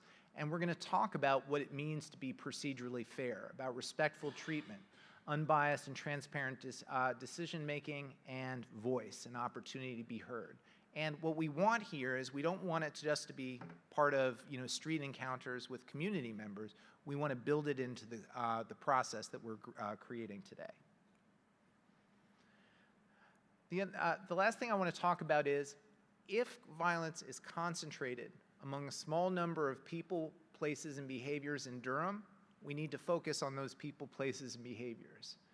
And there's a difference between the way you do it, although it's similar, in terms of people-based strategies and behavior-based strategies. If you look at the most effective people-based strategies that are focused first and foremost on individuals and groups, they have these 5 components. They don't necessarily talk about them all the same way. They're not all, and they don't organize it necessarily. But all of those strategies are identifying and engaging the highest risk individuals. Once they've engaged them and established some rapport, they're stabilizing them by meeting immediate needs often associated with safety and security. Once they've got some stabilization, they're addressing their unhealthy thinking, unsafe behavior, and unaddressed trauma. One of the things you did not hear me just say is wraparound services. One of the things that we have focused too much on is, for these highest risk individuals, is simply giving things and not thinking about behavior change. When we provide employment, when we provide education, all of these things, what the expectation is, this will change behavior. And so often those things need to be complemented with behavioral change mechanisms like cognitive behavioral interventions. So when you look at the evidence and you look at jobs programs with nothing else to see whether they impact violence, no effect. When you look at education programs to see whether just education, straight education programs, to see whether they have an impact on violence, no effect. But when you look at a subsidized employment program focused on the highest risk individuals that is laced with cognitive behavioral interventions to support them at each step of the way, those show effects. So what I want to so the point here is that the most successful strategies are focusing first and foremost on behavior change and offering other opportunities in order to maximize that. And then lastly, I don't want to be Pollyannish about this. Supports and services are not going to work for everybody, and for those folks who insist on hurting the community and continuing to engage in violence, there have to be swift and certain consequences. And one of the things that, in terms of legitimacy, is the more effective your services are, if community members know that that person was outreached to 3, 5, 7 times, offered real valuable services to change their lives, and they turned them down and they still hurt the community is going to be much more willing to accept aggressive enforcement for those individuals and groups. For place-based strategies, it's similar. Of course, you need to increase the legitimate police presence in violent hotspots, but it can't just be policing. It has to be placemaking. It has to be thinking about the physical and social environment so that police don't have to keep coming back to these locations again and again. And you need to supplement policing and placemaking with community building. in each of these places, you need micro-communities of residents, business owners, faith leaders, and yes, law enforcement, who are thinking about that area and defending that area and improving that area. And then lastly, for behavior-based strategies, you know, often when we think about the sort of big three, you know, and this is the way I'm a former prosecutor, we used to think about this back in the day, is, you know, it's all about gangs, guns, and drugs. You know, you hear that a lot. But when you look at the broadest efforts to address guns, to address gangs and drugs, and see whether they actually work to reduce violence, they're not particularly effective. Why is that? Because it's overbroad, it's too general, it's not focused on highest risk. So what I recommend you do is stop thinking about gangs, guns, and drugs as a noun and start thinking of it as a verb. So think of this instead of, don't think about what are we going to do in Durham about all guns. Think about what are we going to do about illegal gun carrying among the highest risk people in the highest risk places. Not what are we going to do about all these drugs. Think about violent drug conflicts among the highest risk people in the highest risk places. And not, you know, what are we going to do about all the gangs? Think about the highest risk gangs and the highest risk gang members and their conflicts. And what you'll see is that this persistent, extremely complicated socioeconomic phenomenon that we call violence can actually start getting broken down. You don't need to be everywhere, you don't need to do everything, but you need to work with great intensity with a few people in a few places and focus on a few key behaviors. So how do you organize all this? You know, there's not just one strategy to reduce violence. We're going to introduce the working group to 5 to 7 strategies over the next 2 or 3 days. How do you make sense of all this? How do you organize it? Well, it can be helpful to have a framework, and this is a framework that the VRC came up with. It's pretty simple. It combines the public health framework with a criminal justice framework. And as you can see, you've got people, places, and behaviors on one side and prevention, intervention, and enforcement on the other side to form a grid. And then if you look at my book, Bleeding Out, and all the strategies that it discusses, that's where they all fall. So you've got things like shooting investigations and problem-oriented policing for people-based enforcement. For prevention, behavior-based prevention, you've got cognitive behavioral interventions and family programming. The idea is not that every city is doing all of these things, but that you have a sense of how your programs are interacting and aligning. And for the purposes of this summit, what we'll be focusing on is the intervention and enforcement. Again, not because the prevention isn't important, but prevention by definition is going to take years and years to show results. And what we're trying to do here is have immediate results. All right. That's the end of that presentation. Any questions, any comments, any discussion?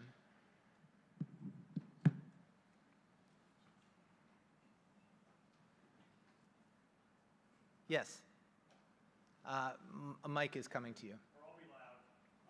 Your framework didn't include survivor care, but I think we know that is a given, and that's something we're going to make sure is part of our plan, because it's also part of prevention.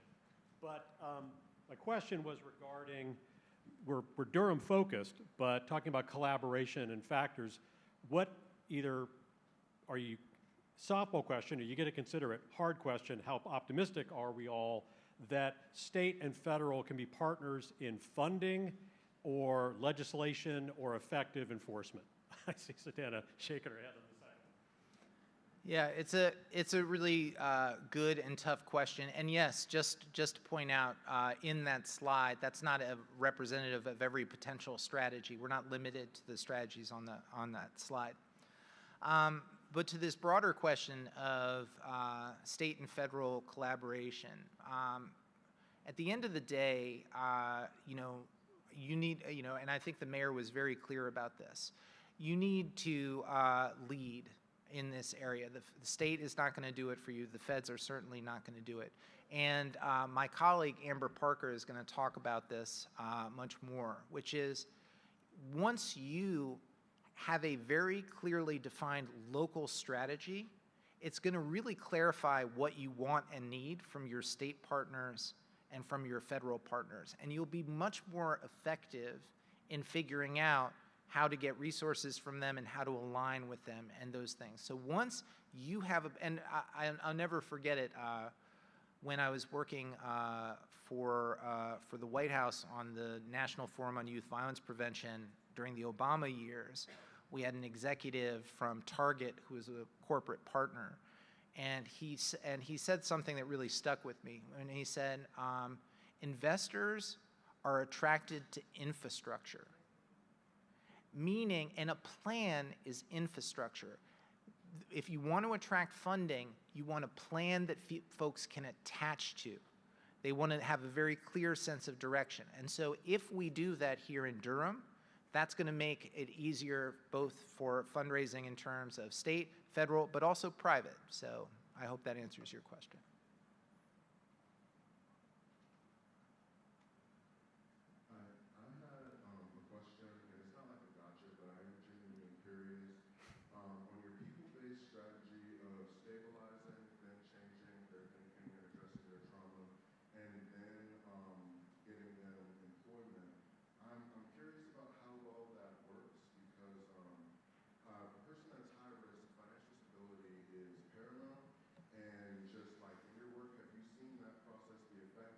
And how do you, what's the word I'm looking for? How do you define stabilization without providing the ability for folks to support themselves?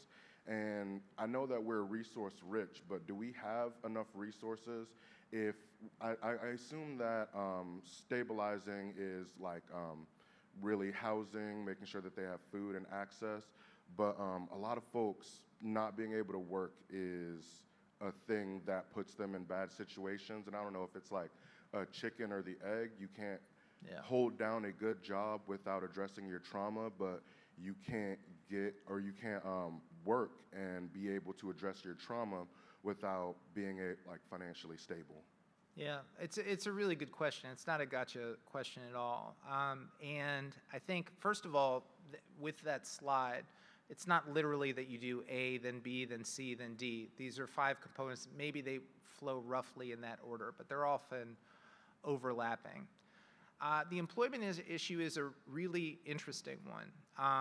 And, you know, the first thing is that there really is no clear empirical connection between just employment and violence reduction. So, you know, there was a famous anti-violence worker in LA who said, nothing stops a bullet like a job. And 2 or 3 years later, after he said that, he publicly withdrew that statement and said it was an oversimplification and it wasn't true. And the reality is that these individuals who we're talking about, these high-risk individuals, they have seen and experienced more trauma than most veterans from Iraq or Afghanistan. They have often never held a job. They don't have a steady source of income. They don't have a steady place to stay. They don't know where their next meal is coming from. And they have enemies who are actively looking for them, and if they find them, would kill them. That person is not job ready. And we got to stop acting like they're job ready. So what we need to do is think not sort of about generic employment. We need to think about subsidized employment. So for instance, there's a program in Boston and Baltimore called ROCA, and you're going to hear, the working group is going to hear from folks from ROCA. ROCA has a subsidized employment program where they immediately put someone on payroll, not a lot of money, and they start working these very menial jobs. They often do not do well in these meaningful jobs, and ROCA fires them, boom, because they didn't show up. They didn't, they were rude or disrespectful. 2 weeks later, they hire them back in the program, learning the lessons, also taking the CBT. It's that kind of process that is gonna work. So yes, employment matters, yes, income matters, but it's gonna need to be a much more resilient process than simply offering someone a job or simply getting them the GED. I really feel like you have to meet these folks where they're at, and if you don't, and you don't realize the situation they're in, you're really just setting them up for failure, and it's just one more disappointment. And so that's the reason we have that. My question is a follow-up question to that. As a black male, 30 years old, a survivor of gun violence, seen people get shot and killed. My oldest brother was shot and killed. My dad was shot 16 times before I was even born, right? So I definitely feel like I'm the type of person who can talk about this. Plus, I'm a community violence intervention organizer with North Carolinians Against Gun Violence. So my question is a piggyback because I want us to kind of like zoom out for a second and kind of address the elephant in the room. And maybe some people don't see the elephant or feel the elephant. But what we're talking about is done on purpose. Like, the system is not broken. It's designed to have these inequities. The first street gangs of this country, right, I'm sure people have seen the gangs of New York, Irish, Italians, Jews. They didn't say, let's look at this individual. Let's look at that individual. Let's look at this individual. They said, there needs to be a structural change. And you know how the Irish, the Jews, and Italians, you know how they addressed that gang problem? They became white. They became white. They got resources, institutions, they literally addressed that. And now we have black and brown gangs, and they're not gonna give us those resources. They're not gonna give us, they may address it one person at a time, might do some CBT, might do some violence interruption, might have an OVP, might have all these things that are great, but we literally do a disservice if we don't go upstream. We have to keep saving these babies that are coming down the river by the best we can and have everybody in the room do that.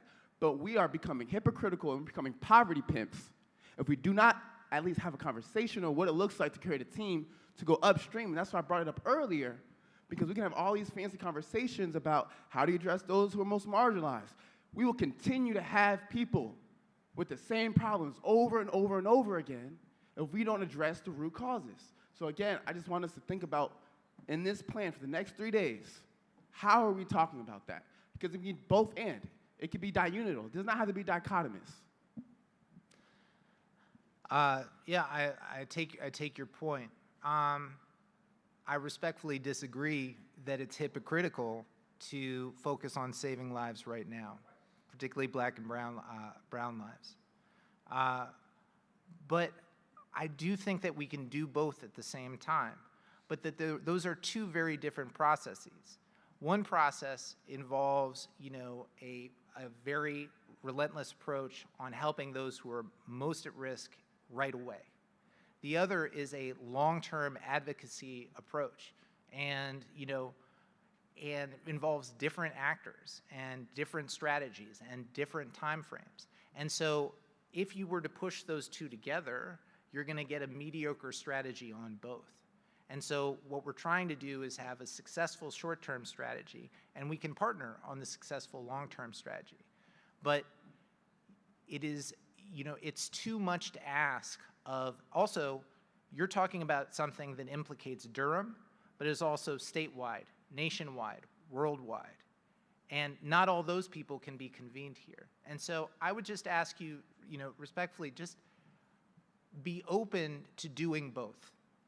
And that to see the inherent value in this as well as that. I'm not saying that broader conversation shouldn't take place. It should, and it needs to, and I support that conversation in my personal politics and personal life.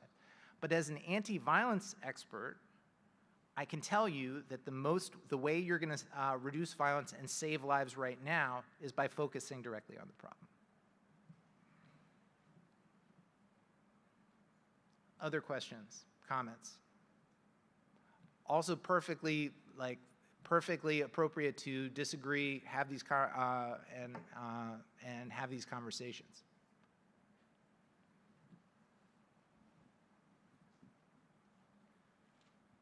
Hey, how you doing, Dr. Abbott? I had a question.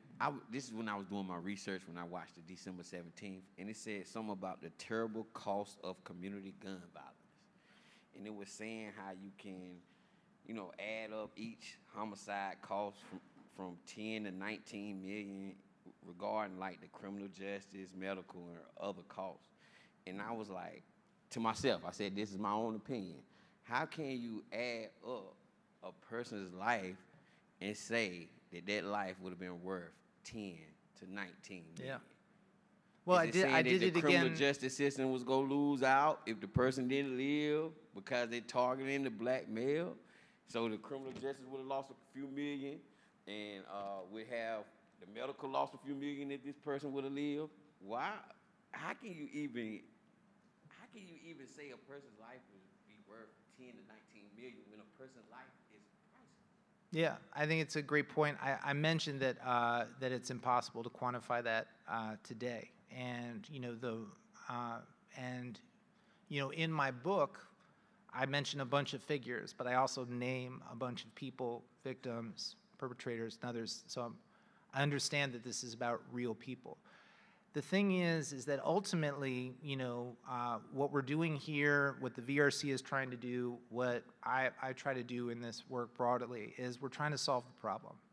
And to solve the problem, you need a broader coalition of stakeholders than just those who are impacted. You don't need me to tell you how important this is. You know it, you've lived it. But not everybody in this room has, and not everybody in this broader room. And if I'm going to appeal not just to the folks who have direct experience, but the folks who have indirect experience and the folks who have no experience, and say, this is important, and we need your help to solve this, I need to speak to them both to their heart and to their mind. So depending on the audience, I'm going to be talking about this as an absolute moral obligation, which it is. But if I'm talking with a certain group who needs to hear it in terms of dollars and cents, and I'm saying the average citizen in Durham is paying for this with increased, insurance premiums. Everybody in Durham should care about this and raise taxes. So the point is that we need to reach people to understand that this is important, and we need to reach them however they're going to hear it. But I absolutely agree.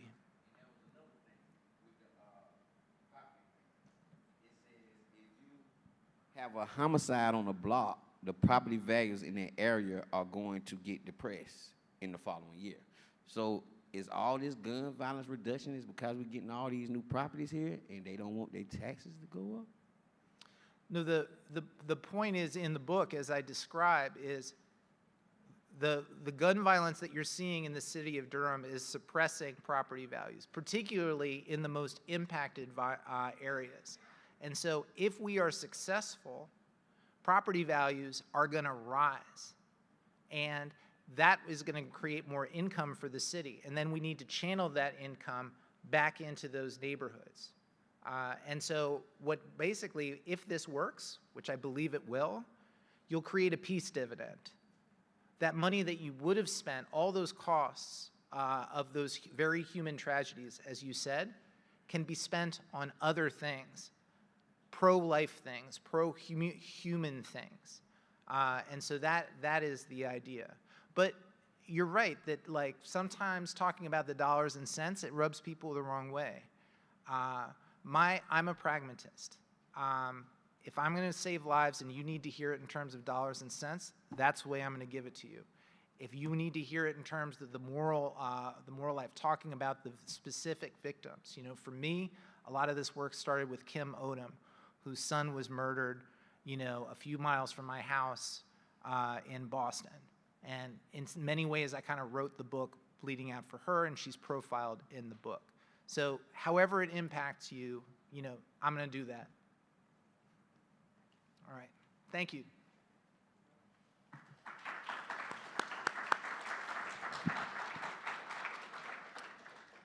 All right, we have come to the conclusion of the summit this morning, and I have a few closing remarks. First, I want to thank everyone. I want to thank everyone who has participated in this process up to this point over the last 6 months and more, showing up to a listening session, showing up to elected bodies, bringing forward proposals. There are so many different ways in which people have been involved in this. Holding your own listening session. So much work has happened.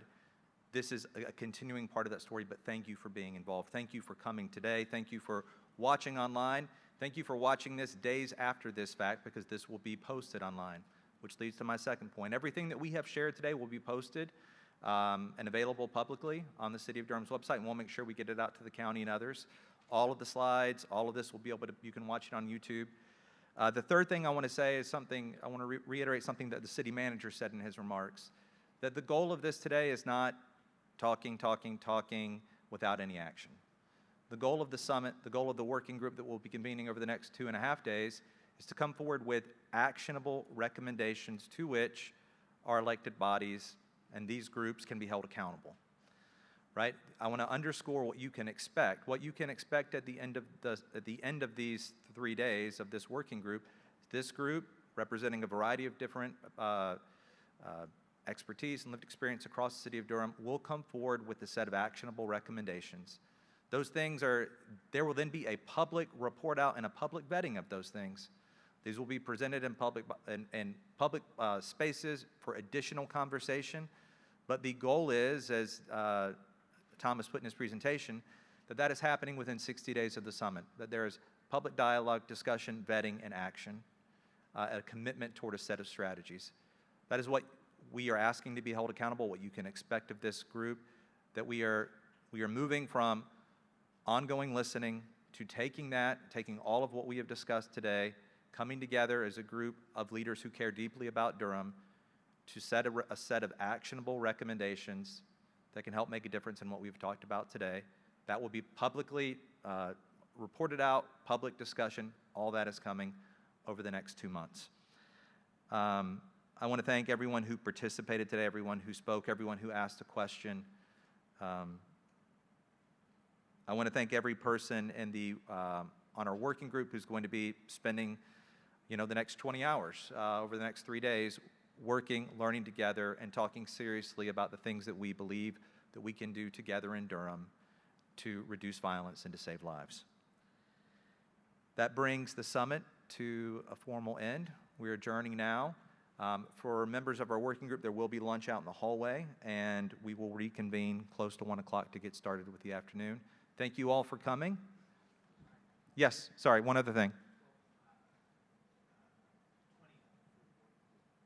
We'll convene at 12:40. We'll convene at 12:40 as the working group.